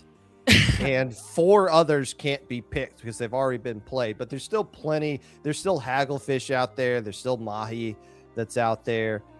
There's plenty of, like, quote unquote conventional stages to be selected for this game 5. But you could do something cool and go to airport for the fans. Do it for the fans. But no, I think it's going to be one of those two, just because, like, who wants to go anywhere else unless you got something up your sleeve? Like, I mean, maybe Shipyard, but I mean, even as I said that, it's like, that doesn't make any sense at all. Then again, we saw Scorched Gorge earlier. This is the Sooo Nights at a Land's pick, so it's their choice of everything that's remaining. But I would assume we're going to go to something more traditional, like a Hagglefish, like a Mahi, because why not? Why would you do something kind of spicy with game 5 here? Yeah, I think that Hagglefish, if I'm not mistaken, is one of the top picked. It is the top selected stage. So I'd be surprised if they don't just go Hagglefish or something a bit more conventional, especially because their picks have been really kind of countering their own comp, it almost feels like. And You know, I haven't seen the method to their madness, so for all I know, they can pick something funky, and we might go to the airport. and we're taking some time with this selection. Like they're going to What's on be the line? really calculating this. So it's like we got something, but we don't know exactly what we want to go with right here.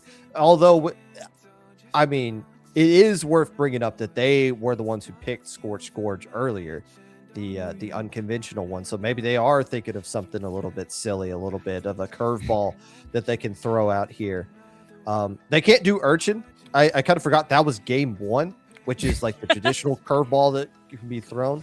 So, but they're taking a lot of time coming up with the decision of the very few stages that are left to be picked. If anything, I'm gonna be really mad if they pick Hagglefish. If they took all this time to contemplate and it ends up being a Hagglefish, I'm gonna be very cross with that, because surely they must be cooking something up if they're having discussions Yeah. about it. Maybe they're You've gone too long. If you've spent too much time to just go to Hagglefish or Mahi. That doesn't work out. Maybe they are going to go to the hub and they just like, well, let's take some time to actually look at the stage because we haven't been there in a while, just to see what it looks like before to give ourselves a little bit of advantage here. But we are. Do we have a selection yet? Is there? Oh, we do.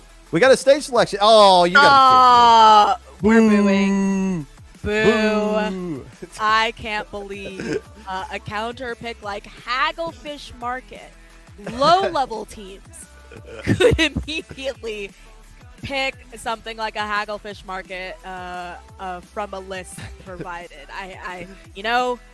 I'll give them the benefit of the doubt. Maybe someone went to the bathroom or something like that. Maybe they just wanted to keep the audience guessing. But I will have to boo this choice. It's a really good choice on paper, but a bad choice considering how long it took them to get there. You couldn't deal with your failures of selecting a stage. And where did that lead you? Back to me. Back to Hagglefish Market. Right where we all knew they were going to go anyways, but here we are. So once again, this is a decisive game of 5 where the winner of this one will be done for the tournament.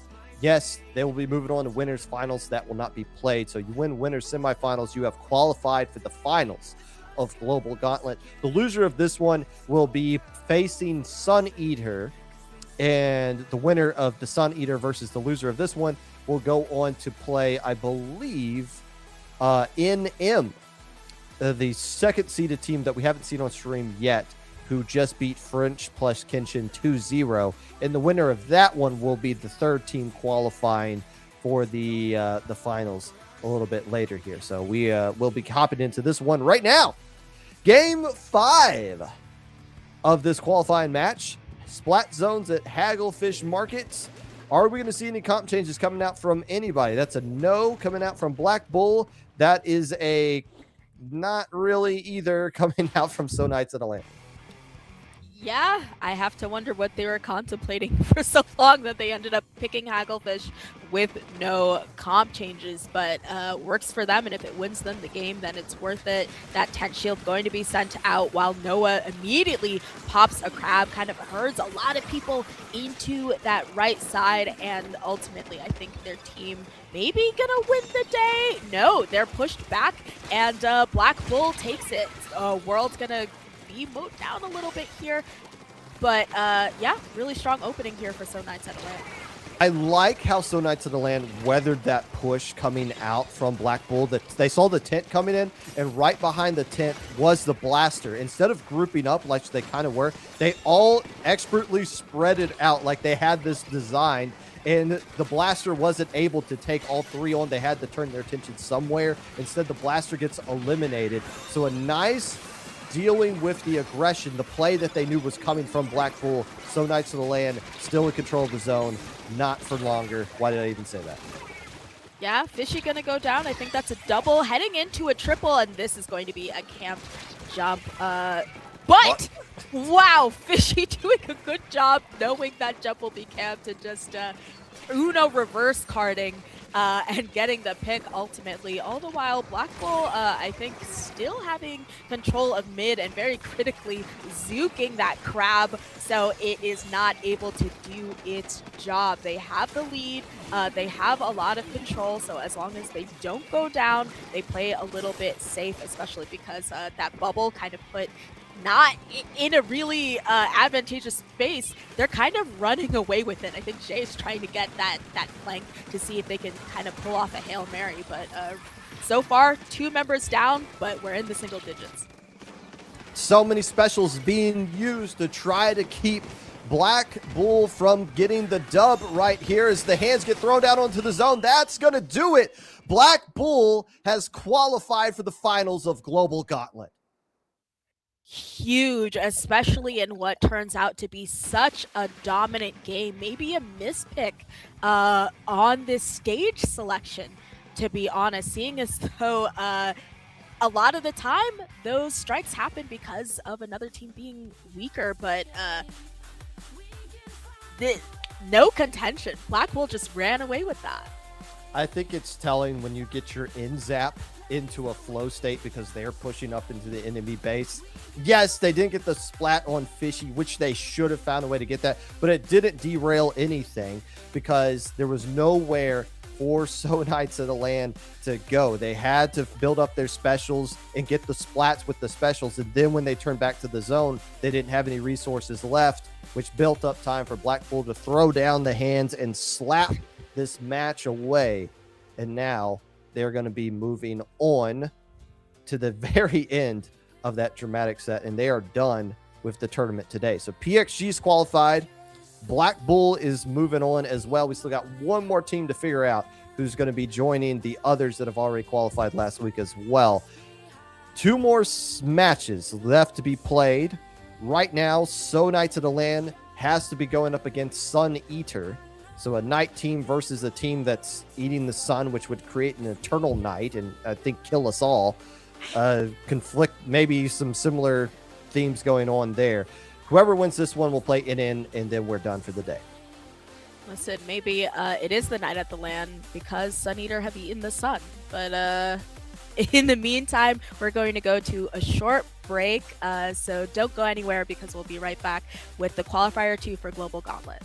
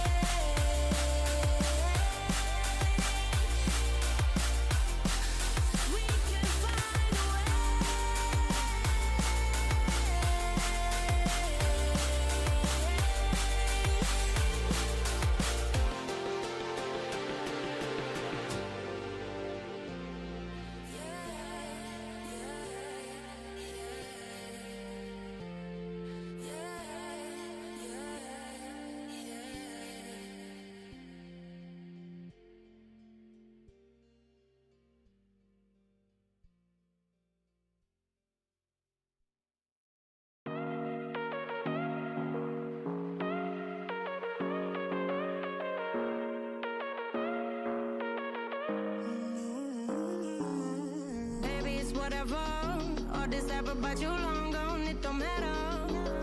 Ride or die, that's been the deal. A lot of you by God is disappear. But if you don't play that for me, I'm out of it, I'm out of it. I lick my gun and then I'm done. I'm out of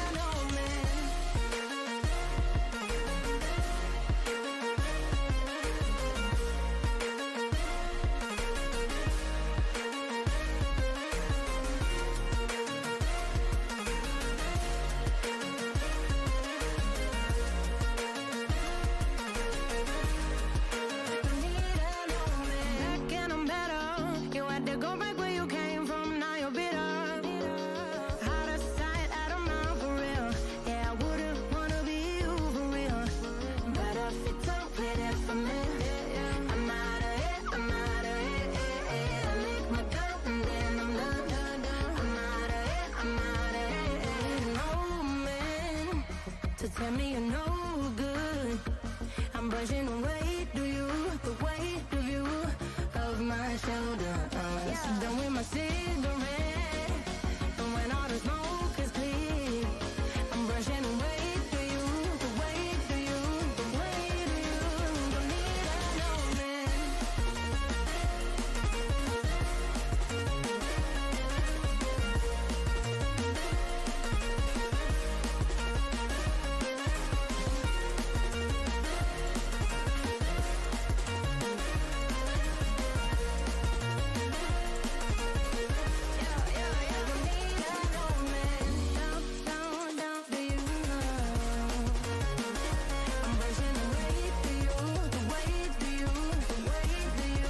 need another man.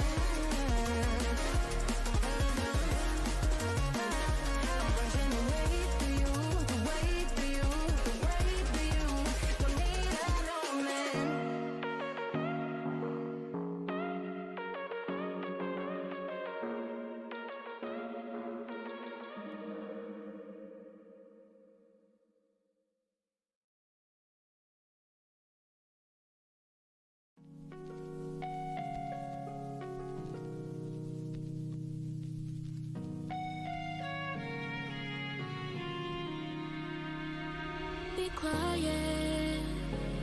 I hear the thunder that comes from far away. It's like a noise in my head. Hold this. Hello, everybody, and welcome back to Global Gauntlet Qualifier 2. I'm Sooo here with the lovely, the illustrious Pop Gun.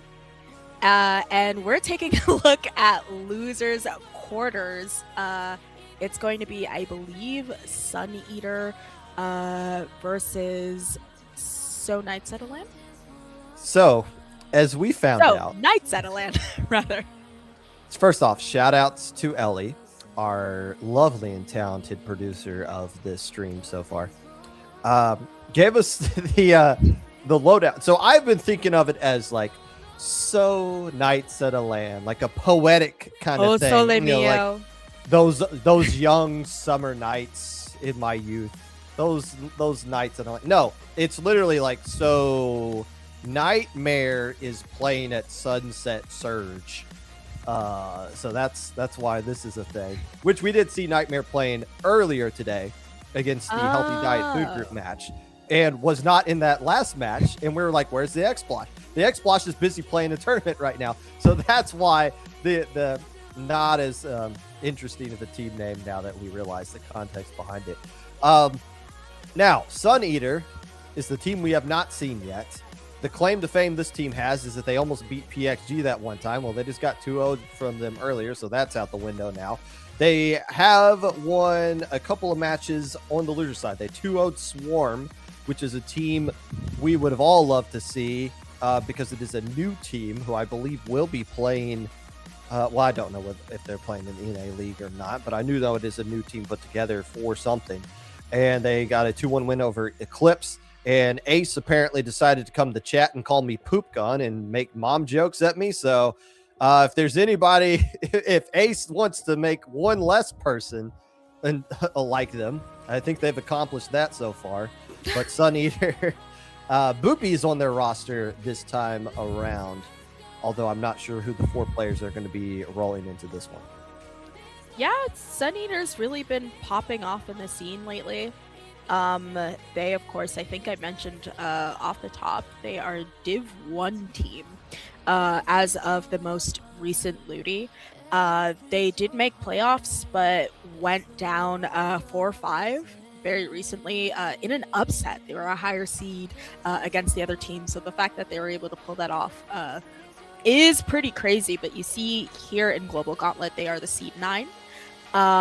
And seeing as though they have a leader and assists, I feel like the strikes, they're gonna speak for themselves really once we see them. I hope Assist wasn't looking forward to playing on Crab Leg, is all I'll say. It looks like we're gonna take a minute to get into the lobby here as we get the introduction to Sun Eater. Nicely done, Sooo. And yeah, I mean, this was a team that came out as I mentioned earlier, in the Sindel Q finals and made a statement. Not just with the loss that they had, but the fact that they did make top cut of that event. And the question was going to be, okay, what are they going to do? How are they going to follow up that? Was it a one-off kind of thing, or is Sun Eater going to be a consistent problem everyone's going to have to deal with going forward? It turns out it's a consistent problem. Why are we banning Airport? What do we? Why does that need to be striked immediately? I guess they just don't want it randomly picked here. Why are we hating on the Airport? No, Sun Eater, I'm with you. If it didn't mean the possibility of going up against Crab Leg, and maybe they don't fear Crab Leg because they have a leader of their own. That's but gone. So Knights out of Land does fear Crab Leg. They're going to continue on this trend where they, despite having their own leader, ban leader maps. Maybe it's because Captain Happy not so confident in his own leader play, and 2 very dominantly leader maps off the board there. So it is going to be something that's not one of these, a very conventional Mahi resort. We're back, and even if these teams had the opportunity to pick, I feel like they would have handpicked this.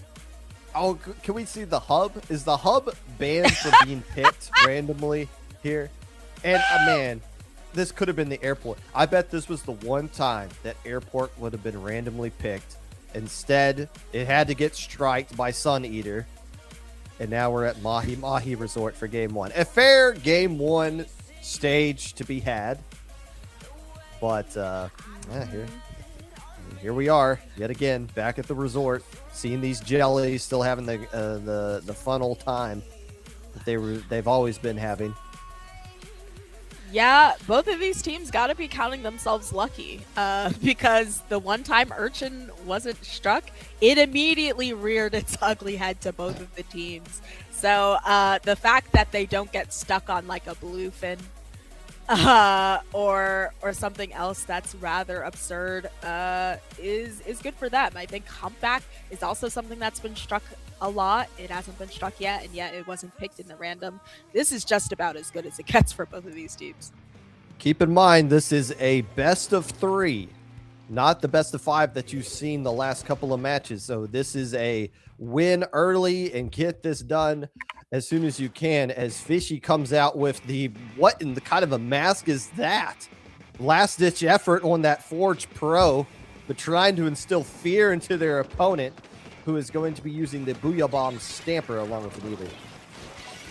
Yes, and I think that sticker stamper going to be super useful here to just booyah the zone, possibly displace their backline. Fishy getting this pick right off the top, going for a second one, just kind of what seemed like the fall off up on that ledge, and now Sun Eater has been efficiently pushed back into that corner. They're slowly making their way back in, but given these picks, the run is just going to keep going there for Sooo Night Set of Lamp.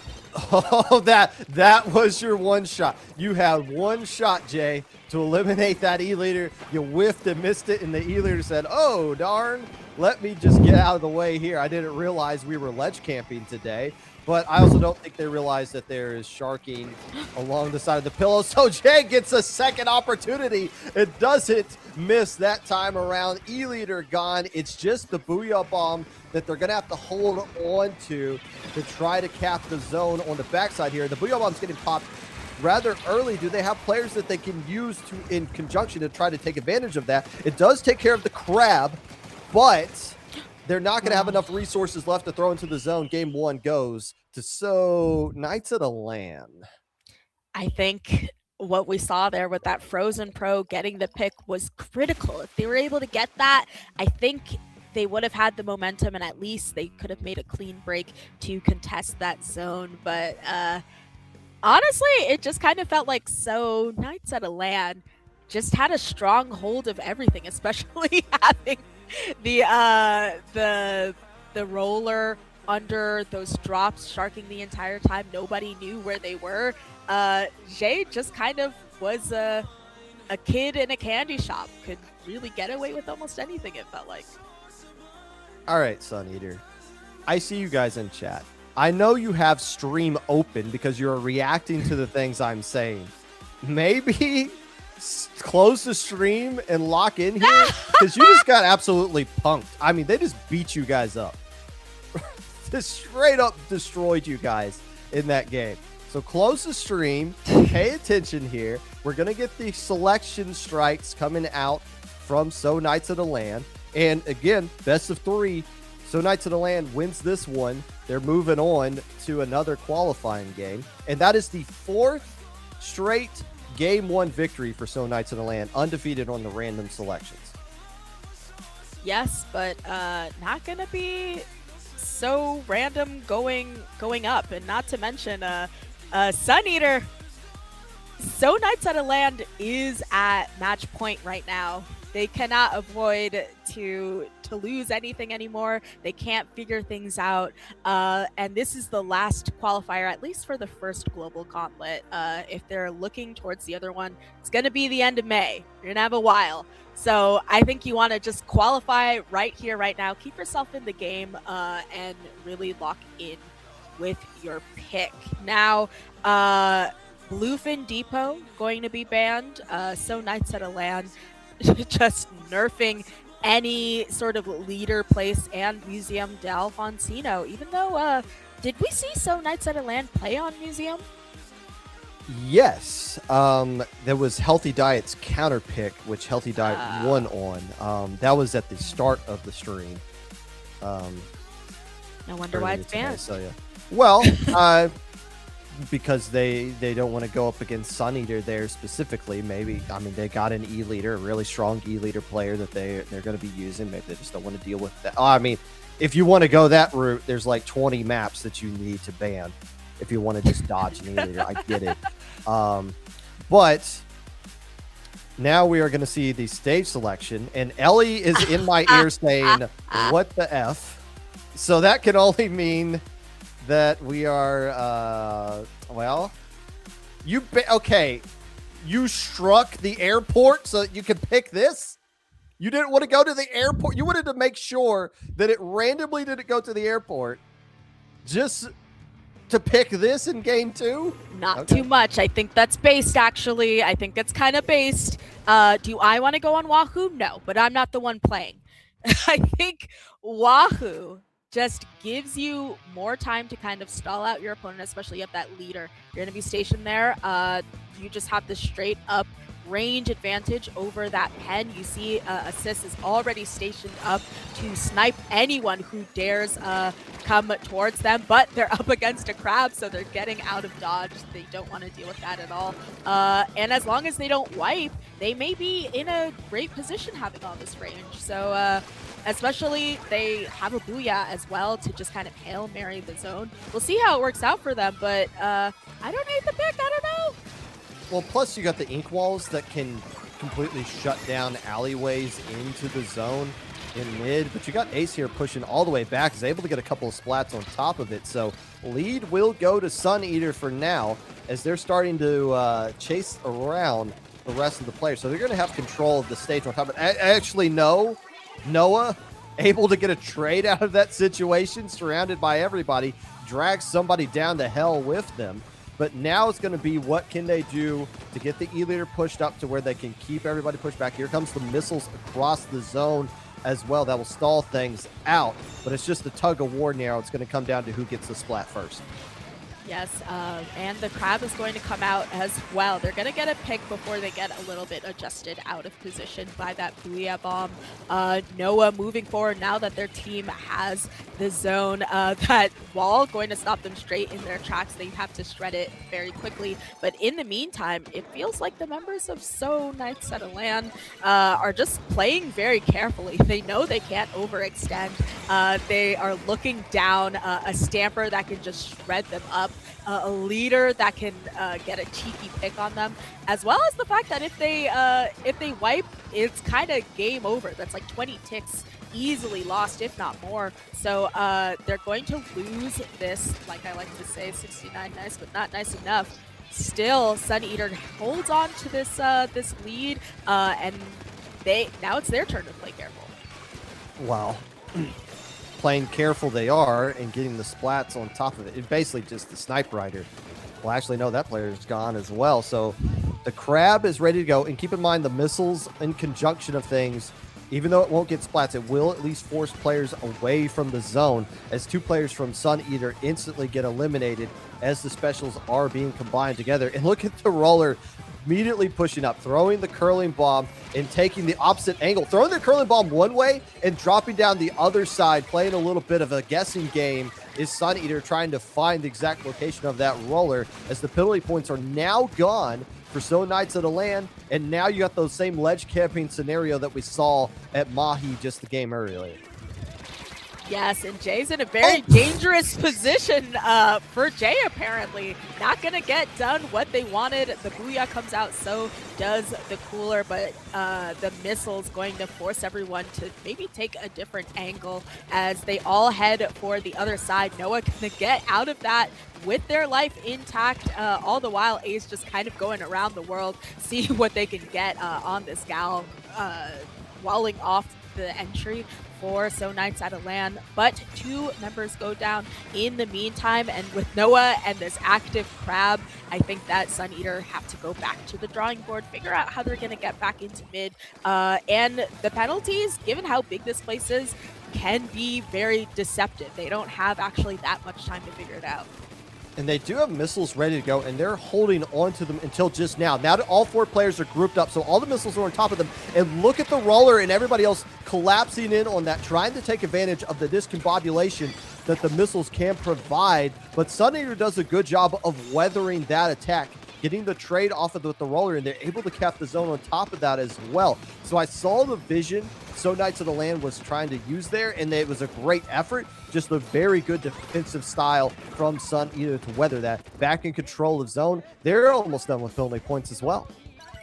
Yeah, I'm inclined to agree. Really strong them being able to stand up to that sort of offense with the missile, but no, going to be flanked here. Ace not quite getting the pick, but more importantly, taking that crab off the board here. We just have 20 seconds left. Ace gonna go down. That gal it was really important for their fighting power. So the Booyah forcing people out.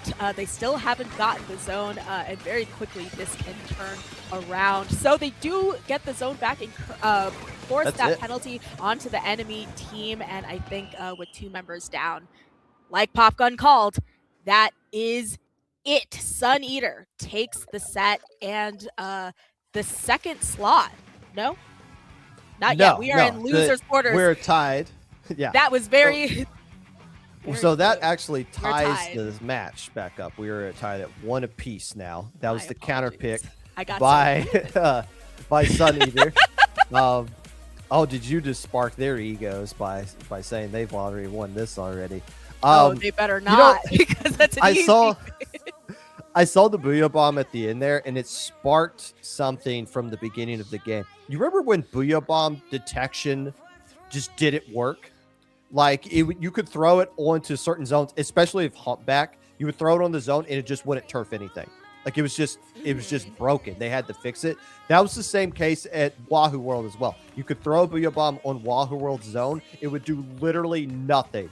Now they fixed it to where it actually turfs down things. And I was thinking, why are they throwing the Booyah Bomb by itself? But you called it out. They're displacing the members. They're forcing them away from the zone, and that allows them to jump on top of it and cap it. And with a little time remaining, they basically just coast out and get the dub right there. So now it is a decisive. Whoever wins this one will be moving on to the qualification match. Humpback immediately gone, as well as Flounder Heights. So Sooo Nights of the Land gets to decide the final game in this match, and they have a whole plethora of things to pick, including the hub. They could go to the hub. That's a legal thing. They can pick that if they wanted to do it. The fans want it. They've been chatting nonstop. We want the hub. I mean, where else would they want to go? Hagglefish? They already lost there. I can't imagine that they would pick a tried and true place like Mako Mart.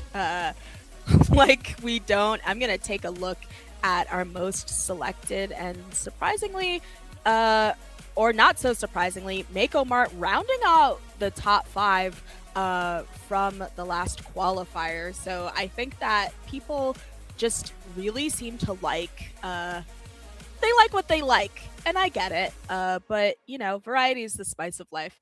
Wouldn't hurt. I don't have to play on the hub, but if they do, I'd like to watch it. Unfortunately, not going to be the case in this set. And Jex is more than happy to go here because they were doing a good job, even in that last game that they lost, when they had the right opportunities of ledge camping along walls, and there's plenty of walls to hug and ledge camp along here. So that might be the reasoning behind why they're going to Mako Mart for this qualifying match, qualifying game, if that even makes sense what I just said here. But this is a decisive game 3 loading up. I don't expect any changes coming out from either team. What you see is what you're going to get, especially from Sun Eater. And is that still, yeah, still the Forge Pro. So they really like the missiles here being thrown up against Sun Eater. It used to be the automatic, if somebody's got a charger, just missile spam them. Obviously, you can't missile spam anymore, especially with a pro anyways. But what you can do is get a couple, not just a triple of splats against Sooo Night to the land to start things off. Sun Eater off to a good start. Yeah, it's just going to be Captain Happy who is up while the rest of their teammates come in here. They get the blaster down, but other than that, haven't been able to really get the picks requisite to take the zone back. Now, Jay has that left side, gets a cheeky pick of somebody deciding to drop, and 2 of the members are going to be down for Sun Eater as well. So if they're able to set up here, bubble somewhere, that's very unfortunate. They might have Sun Eater in a chokehold, but it seems as though they've come back, they've taken the zone pretty much to no detriment. If they can keep the roller intact, Sun Eater's going to be moving on. That is the main key they have to do. You cannot let Jex get control of those walls and get control of all the spaces they can have to work with, or else they'll do something like that. Now that's, you know, high ground roller, you're going to win that splat, but also getting the assist on top of that trade as well. Jex can be such a devastating force for anybody to deal with on this stage, but that's going to create a lot of opportunity for the rest of the players of Sooo Nights of the Land to start push it up and starting getting control of space right there. Even when they should have just lost that right there, they didn't have the squid advantage. Noah doing a good job of protecting Captain Happy, keeps that sniper rider right there and allows players to jump right back in. Yes, that was honestly kind of huge because I was expecting to see them just kind of snatch that back, but putting in that work even at that disadvantage really puts them in a solid position. Now Noah not gonna get that pick from rolling over that stray person who jumps out, but they activate their flow aura, getting that pick on the right there, kind of getting all of the stragglers into one place. And in the meantime, they've taken the lead. So Assist just trying to get a nice pick onto the roller. Does so efficiently, but they're running away with it. They're going to have to get this zone now to stop the bleeding. Ace doing everything they can to put pressure on that roller, but they do get control of the zone right here and finally get the splat. So this is Sun Eater's opportunity to recontrol everything. Penalty points are gone. Keto's just immediately going for it, and Solace the Crab says, no, maybe not, but still gets a splat on the roller anyways. A suction bomb or some sort of sub able to take care of the roller. That is massive. That's going to be lead for Sun Eater, and they got a great situation to try to create the lockout. Yes, especially getting yet another pick on Jay on the roller is going to be huge for them. Boobles just painting over that zone to take it back.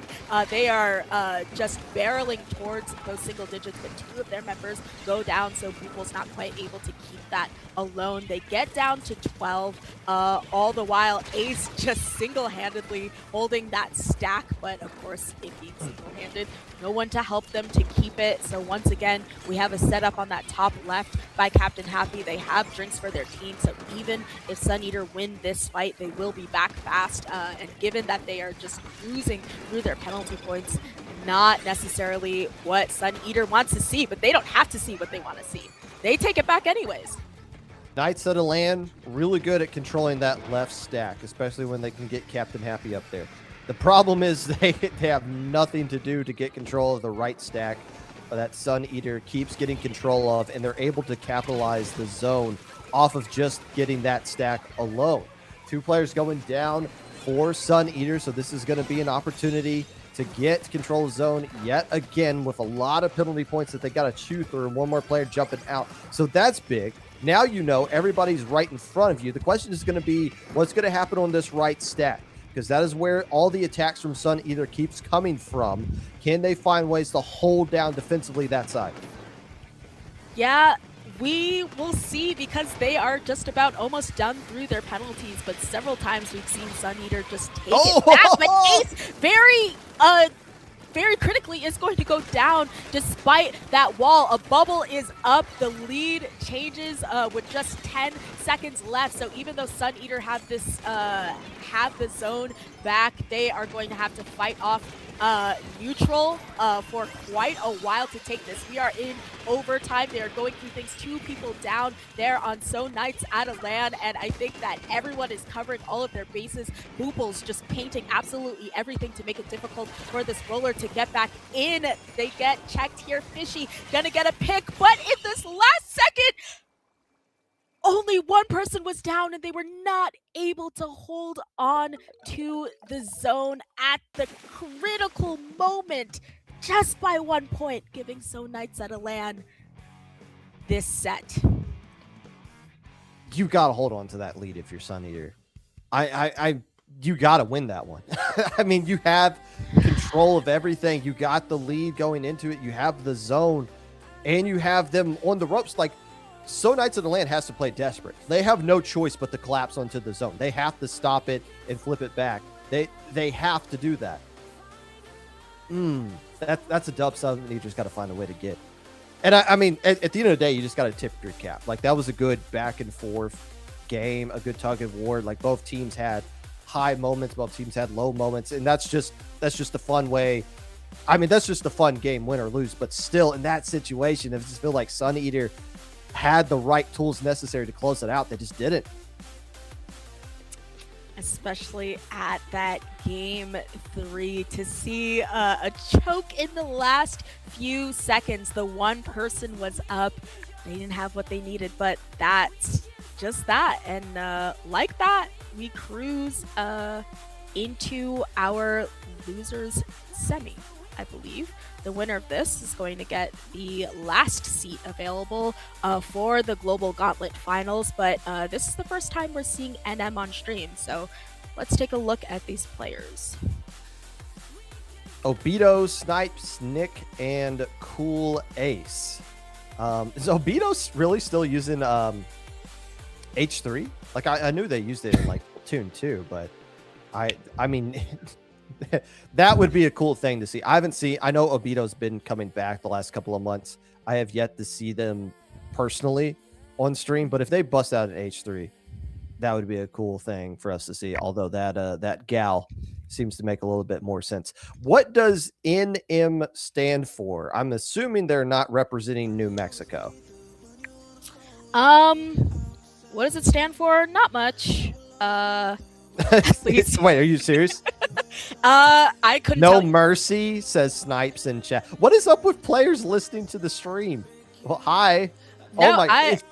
I love to see it. I appreciate when you have this open in another tab, and I guess you just unmute for a moment just to listen. If I were striking stages, I would strike them and then immediately go to stream to what the commentators are saying about my glorious picks.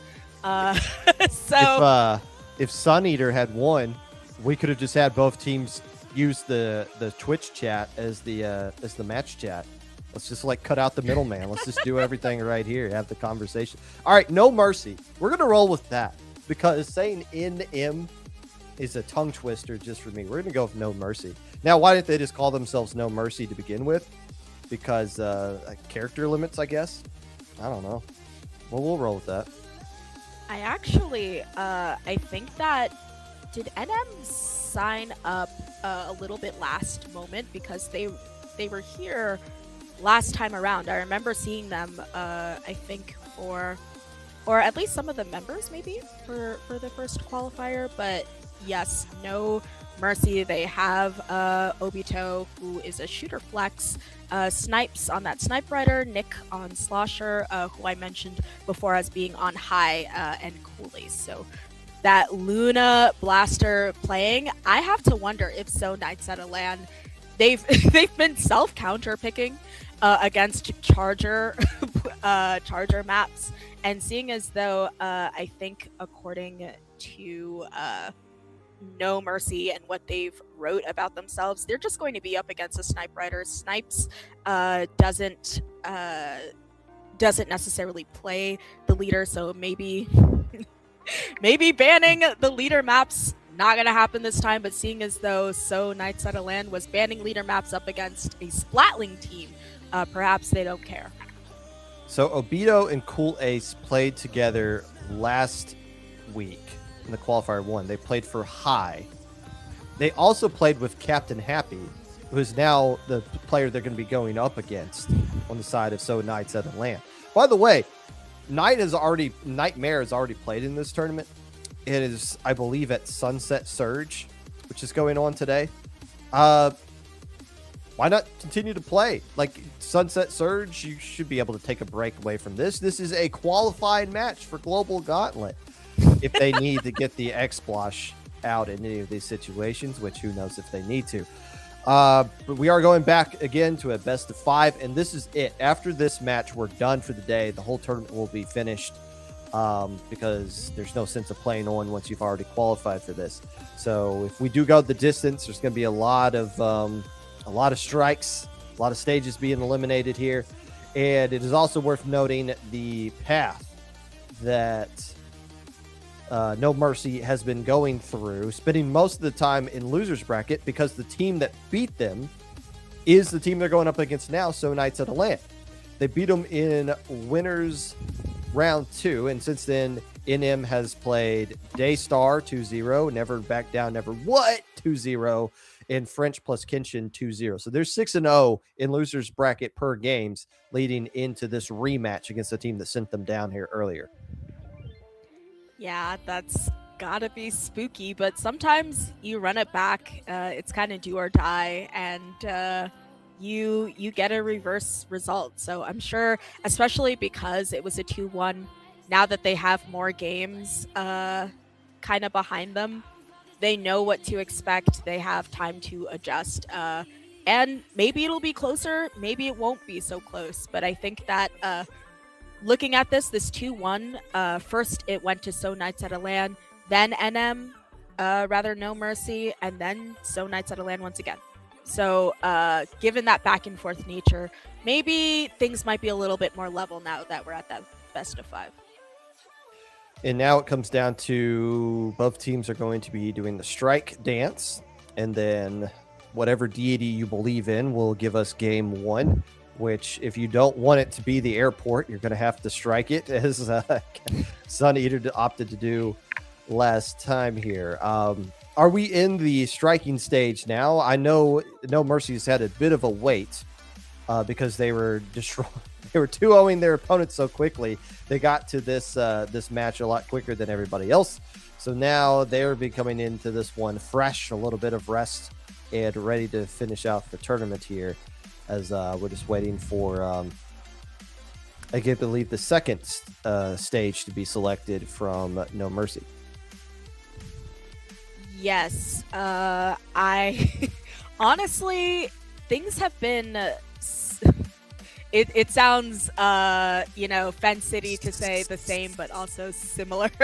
Someone was an X rank. I was, what's funny? I was hoping, I was thinking, I wonder if somebody was in, and I said, no, I think highly of these players. Surely they were waiting very patiently for this tournament. Nope.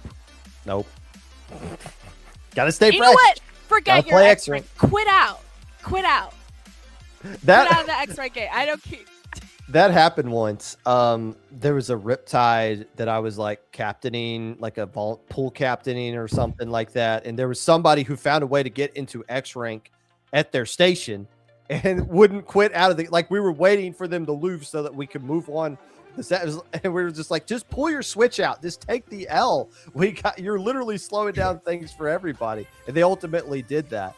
But yeah, I will you turn don't off your have to switch play for you. nonstop. I took Well, I wasn't gonna go that far, but I was like, you do it, because we need to go here now. Even though No Mercy is coming into this one after losing the Sooo Nights at Atlanta, they are the higher seeded team, which means they pick first which things get struck. Which, I mean, I guess at the end of the day, it doesn't really matter because both teams are gonna like just strike things anyway, so it's not like an advantage of any sort. And plus, game one is always going to be random. Keep in mind that Sooo Nights of the Land is undefeated in game one, which is always the random one. They are 4-0, looking to go 5-0 against the team they already beat. And it randomly has been selected that we are going to Sturgeon Shipyard. New stage alert. Whoop, whoop.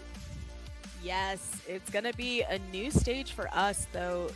Interestingly enough, we've seen this struck a lot of the time. A lot of people not wanting to go to Sturgeon necessarily, but on the other hand of things, Sturgeon Shipyard was selected 3 times last qualifier. So none of our teams maybe wanted to go here, the teams that are at this qualifier. But you know, there's things to love about here, I suppose. Look at this wobbly ass hat right here on this person's head. What is up with that? That is not OSHA standard at all. You see that thing sliding all the way around? That thing's not secured to that jelly's head, who is yet again another jelly that is just inches away from death. Man, jellies in the construction stages are just, they're not in good situations constantly, as we've seen with these nice little overlays here. Game one of this best of 9 qualification match. Luna Blaster is going to be slipping out here as they try to go up against the Roller and Gal combo that Sooo Nights of the Land has been using pretty consistently up to this point.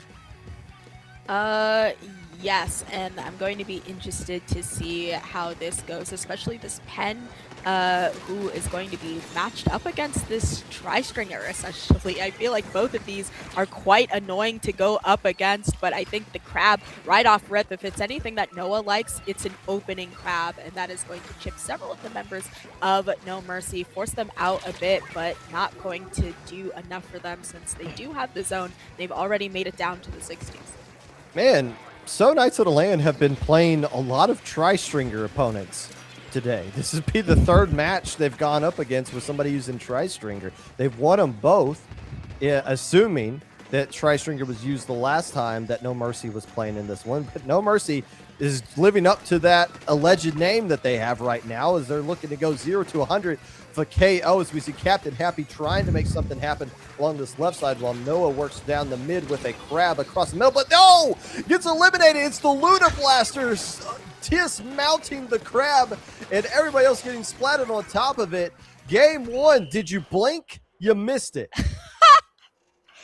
What a dominant game. Like you said, No Mercy, well named. They left no space for Sooo Nights of the Land to practically do anything. They were kind of trying to find an opening, but there was just nothing there for them. We see now why some people were not so fun to play here, because clearly one wrong step and you can just have the floor wiped with you like that.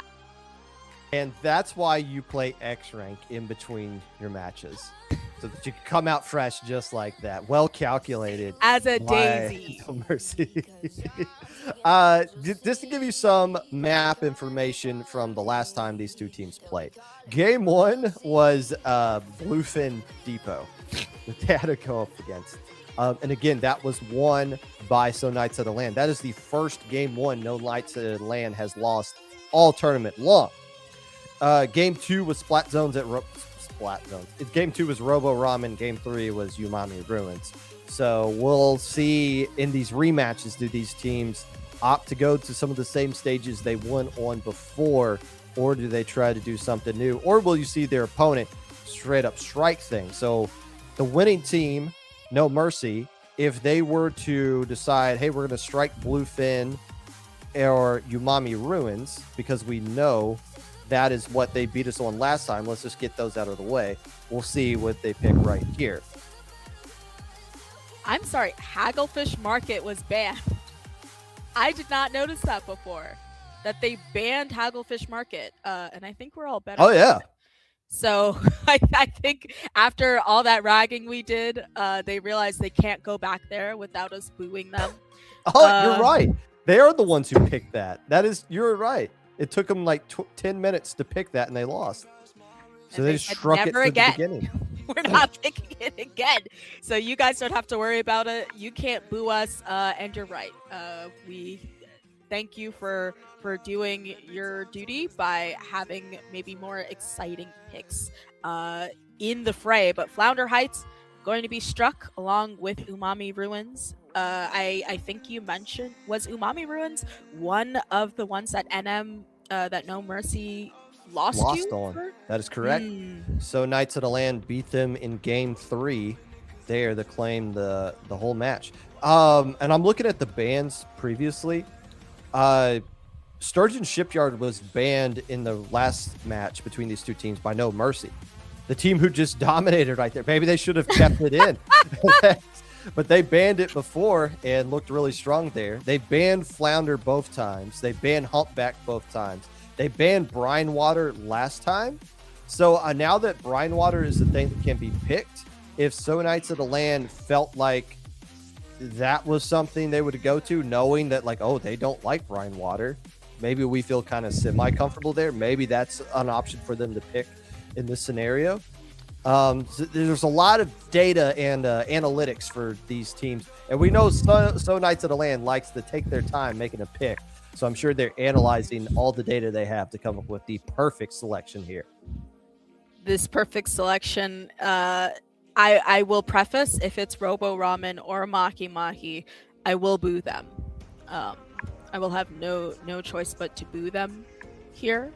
So hopefully they are not simply considering it for the bit. Not to mention also, Crab Lake Capital is still on the board. This was the third most banned stage, the last think they'll pick it? qualifier. You think they'll pick it? Did people pick it? No, do you think they'll pick it? It's an option now. You know, that's a good question. I don't think that they'll pick it because they've banned it in the past. I've seen them ban the Gauntlet, of course. I left out Mako Mart. I realized I'd left out Mako Mart of the common picks, but I said, you know what? What are the chances that they go the one common pick I didn't say? So I legally, contractually cannot boo them for this pick. So Knights of the Land opting to go with the last stage they just got a victory on in the match prior. Trying to tie up this match after game 1 was a bit of a curb stomp into No Mercy's favor here. Luna Blaster is going to be working out really well on this stage. Of course, the same rule applies. Roller was working really well last time as well for So Knights of the Land. But that Luna Blaster, how are you going to deal with the tri-stringer that they're going to be using potentially? If that was just the Surgeon Shipyard thing or something they're going to use consistently here, we will take a look at that. Yes, I think everything just the same. They're also keeping with that VAC 96. And despite the fact that you mentioned this is the last time they'd gotten a victory, it was just barely. It was by 1 point, buzzer beating at the last second. So they didn't necessarily win it comfortably. So they really have to be maybe feeling confident, perhaps because this is just a normal comp place that you go every other day, but maybe not so much because of that last game. But right off the top, No Mercy continuing on with their momentum from that last game, taking really aggressive spots and the zone to boot. Tri-Slosher as well being used by No Mercy. They got a really good comp to be using here once those players get set up into the right positions. But Captain Happy, who basically lives on that left stack, is able to get up and set up shop right there as Z puts him to sleep along the left side. But finally, the zone is going to be going into So Knights of the Land's favor. But not going to last very long, considering there's a vacuum onto the zone that is constantly being used to protect. Last time it was protecting the Luna Blaster. This time it's protecting the Tri-Slosher, allowing them to push up and take the fights on the Sooo Night to the land side of the stage.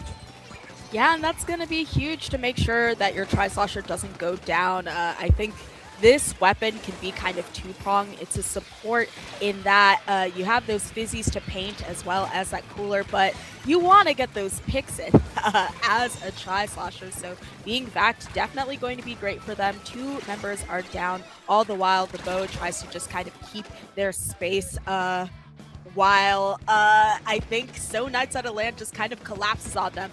And now more rarely, you tend to see Captain Happy on that left stack, instead being on the way more aggressive right stack, going backwards. They want nothing to do with, I think that's Obito popping that back.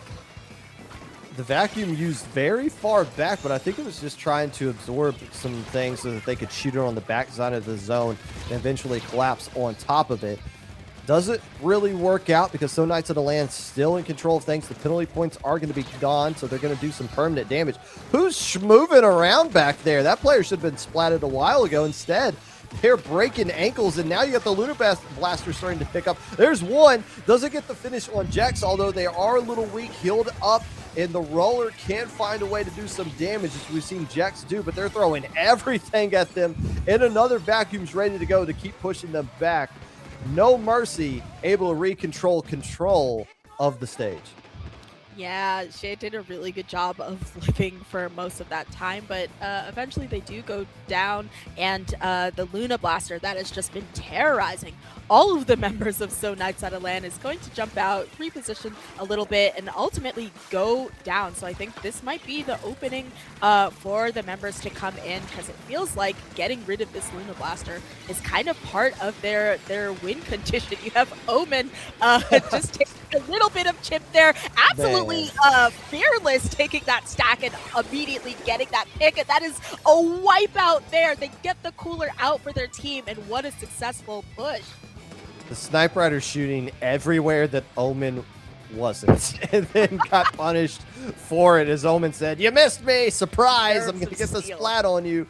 Penalty points almost gone. Everybody's in a good position to get some ledge camping splats. Here comes Omen to join the Luna Blaster, so they're going to focus hard on defending this left side here as Noah jumps into the waiting arms of Omen. Game 2 goes to No Mercy. They're up 2-0, one game away from punching their tickets.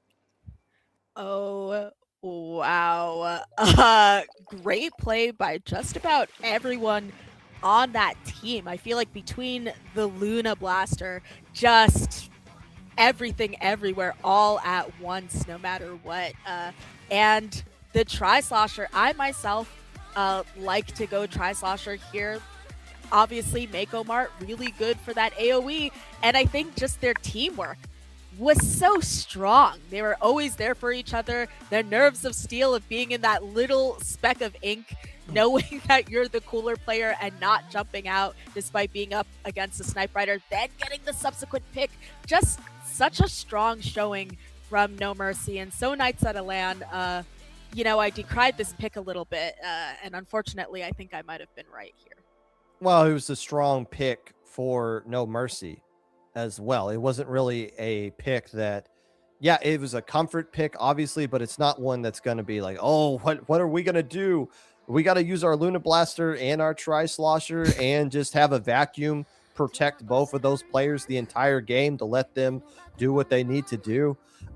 Really loved the rotation you saw there at the very end of the Tri-Slosher and Luna Blaster were spread out, and then at the end said, okay, let's team up together, control this left ledge, make them funnel into that lower area to try to attack the zone from there to where we can just get the easy splats right on top of them and close this out. So Nights out of land in a situation they haven't been in at all today. They're down 2 games. They have either been in the lead or tied for the vast majority until they finally lost in the qualifying match at Game 5 earlier. Now they're down 2-0. They've never been in this deep of a hole all day long. And keep in mind, this is a team they already beat 2-1 earlier today. Now No Mercy looking like the much stronger team, or the more fresh team. as you might be seeing Sooo Knights of the Land starting to hit the wall as far as the energy is getting concerned here. They get another pick as more strikes are going to be coming out from No Mercy. Yeah, I'm going to be interested to see what this pick is because their backs are up against a wall. They have to be really intentional with it. No Mercy getting rid of Urchin Underpass, the king of strike stages, and Inkblot Art Academy. So the ball is in Sooo Knights of the Land's court. We know that they like to kind of, swish the wine, so to speak, a little bit, taste it on their palate before they pick what it is that they're going for. Giving them too much credit. That's... They take a long time. Usually for what are pretty conventional picks. So wouldn't be surprised if we see maybe a Robo Ramen out of this, maybe a Mahi Mahi. But I mean, who knows? I don't think Sooo Knights of the Land knows. I think they're just kind of figuring it out as they go along. I don't see this as the cool calculating swishing of the line. Like this is the situation we want to be in all along. The swishing of the boxed wine. So they can't pick Urchin Underpass or Art Academy now on top of things. And they have to win this one and then win on 2 stage selections from No Mercy if they want to find a way to qualify out of this tournament here. Let's see. They can't go back to Shipyard. Why would they anyways? They can't go back to Mako Mart. What did I say? They can't go back to Umami, which was one of the stages they beat them on in the previous set. Bluefin. They could go to Bluefin. They beat them on Bluefin. This is why I bring it up. I That's wouldn't still be an option. surprised if they just pick it. To be honest, they have tried. They've tried it out. They know how No Mercy plays there. I think they really clearly they have no choice but to win this. So having something, I think they went with Mako Mart. They said, well, we won that, but up against a different team. This team has a lot of AoE going for them, and we saw that play out. If you're not quite sure what to pick, I feel like surely you kind of get the run back off of somewhere you've already proven you can get, but maybe not. I say surely. I just don't know what this team is thinking. So Brine Water Springs. What was the context of that? There was something about Brine. Maybe it was the previous match that we were thinking about with Brine Water, but there's something with this one. I'm gonna have to go back and check. Hold on, give me a moment. Give me just one singular moment. Brine Water was banned. Oh, I know why they're picking this. No Mercy banned Brine Water. It was the first stage they banned the last time these two teams played against each other. So maybe they're thinking like, oh, they don't want to go there. But they also haven't banned it so far in this one. So maybe, I don't know. Yeah, that is interesting. You would expect a team to just immediately ban. Maybe they're bad on it. Maybe they don't want to go up against it. But clearly, they have a lot of confidence in themselves that they must have known that Captain Happy has an E leader that he can flex to, but clearly they don't fear it. That's not completely crazy. They have a Luna Blaster that can just ledge that guy. The roller right off the top is going to just be caught there, be checked. And they have a back as well, as you can see. So I think this pick makes sense, but I can still see the pitfalls here. An easy opening for the Luna Blaster, recognizing where the roller was going to be and has the height advantage. Same thing on the opposite side of the stage right there. I have a little bit of an advantage there with the height and the area of effect. So I'm able to get a couple of splats, come back out with the Ultra Stamp as ZZZ trying to put them to sleep right here, getting all these splats early on as No Mercy's already halfway to victory. Yes, they just have to hold on here, and you have their backline moving up accordingly. A trade gonna happen in mid. I think half of their members are up and they get sniped out there by Captain Happy, who is going to waste absolutely no time and move up to see if they can get some splats on that plat, and does get one there on the Luna Blaster. That's going to be huge for them, seeing as though they've been wreaking so much terror, and this is one of the reasons maybe it is getting banned, because now, especially with Captain Happy on this E-leader, this is going to be really tough for them to break back into mid. Potential lead change right here as Sooo Night's at a land, able to get a splat onto the Tri-Slosher. The problem is they got to put some turf back down on the zone. Fishy's trying to keep attention away from that just long enough, and they do. Can they get some more additional splats? Luna Blaster's been eliminated as well. As what are we looking at right here? Like, who's trying to go in? Who's trying to build up some specials here? It's the classic play of let's get the instead of having to use the vacuum over one player, let's get them over the two Slayers that we've been having cooking. Let's get them into the zone that way. Nice little play. Yeah, I'm actually quite surprised that they were able to take that back kind of with so much ease, just very carefully. And in the meantime, now they're poising themselves to just kind of catch anybody who moves forward. Their bow, especially, I was going to say, is being very forward with the fact that they're up against an E-leader. And I think they immediately kind of get punished for that sort of gameplay.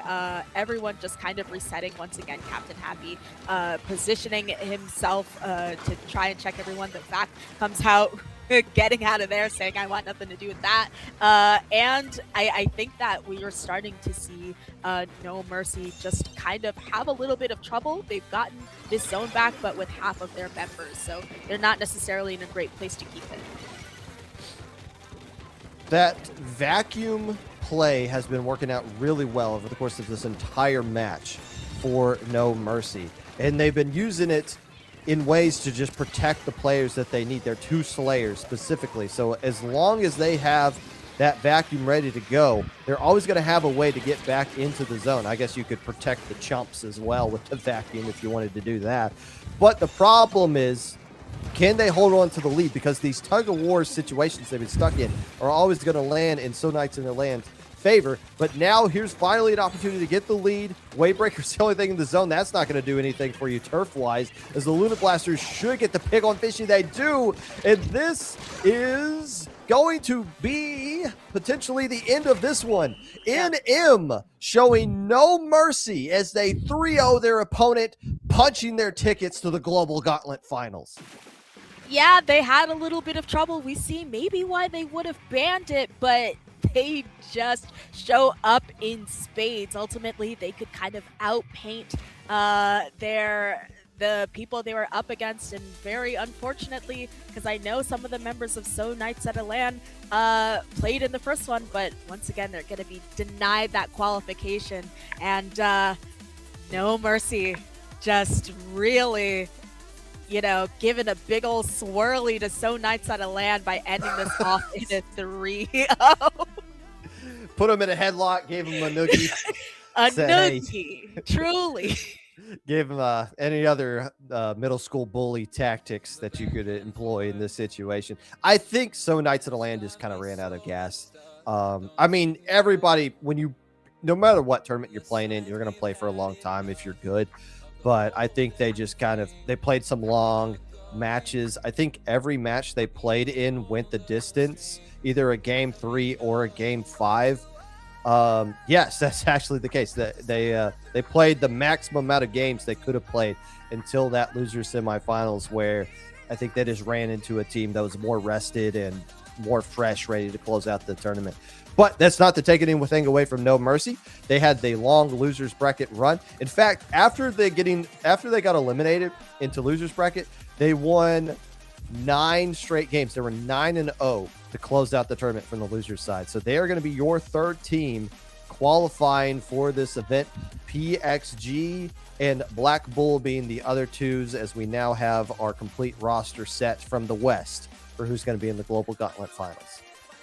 Yes, very exciting there. You got to take a look at those brackets along with Black Bull, PXG, and No Mercy. FT Win, of course, Azure, and EasyMD going to round out the roster of the top 6 we expect to see in that Global Gauntlet finals. But certainly the road to get there, the qualifiers, lots of fun to have some great games that we got to see, but some of these teams just gonna have to try and lock in for the next Global Gauntlet, I fear. Well, they won't have to wait too long, as that one will be around the corner. But that's going to do it for this qualifier, as we are now done with qualifications. Up next is the finals of Global Gauntlet. So with that being said, we're going to dip out here and let you enjoy the rest of your evening. There's a lot of competitive Splatoon left to go across other organizations and lands. So we're going to let you guys hop in on that and enjoy this game that we all love a little bit too much. With that being said, Sooo, welcome to the Splat World Series crew. Happy to have you on board. Where can people find you? How you want to sign off here? You can find me just about anywhere on the internet at Sooo in your pants, SASUIN, the letters UR, pants, Twitch, Instagram, whatever. But you know, the handsome, the illustrious, the Papa, Pop Gun. If people want to keep up with you, where should they go? You can find me peeking at the results of Low Ink, which is going on right now, and I have no idea how that went. I hope that went fine. So you can find me tomorrow commentating grand finals of that. I'll be there right before you. So we got a lot more Splatoon to go this weekend, but that's gonna wrap it up for us here today. From everybody that's been a part of this event, the head TOs here, Z and Ellie, and also Ellie running the stream today, along with several other staff members. We thank you for watching and participating and spectating this event all around. We will see you back for the finals coming up shortly. And on the 24th. That's it. And that's it. We're done. Ellie, cut. We're out of here.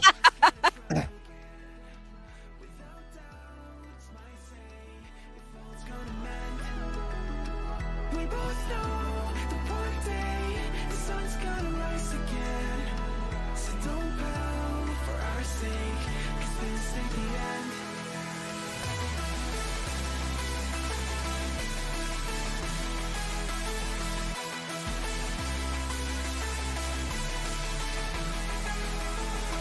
We both know that one day the sun's gonna rise again. So don't bow for our sake, 'cause this ain't the end.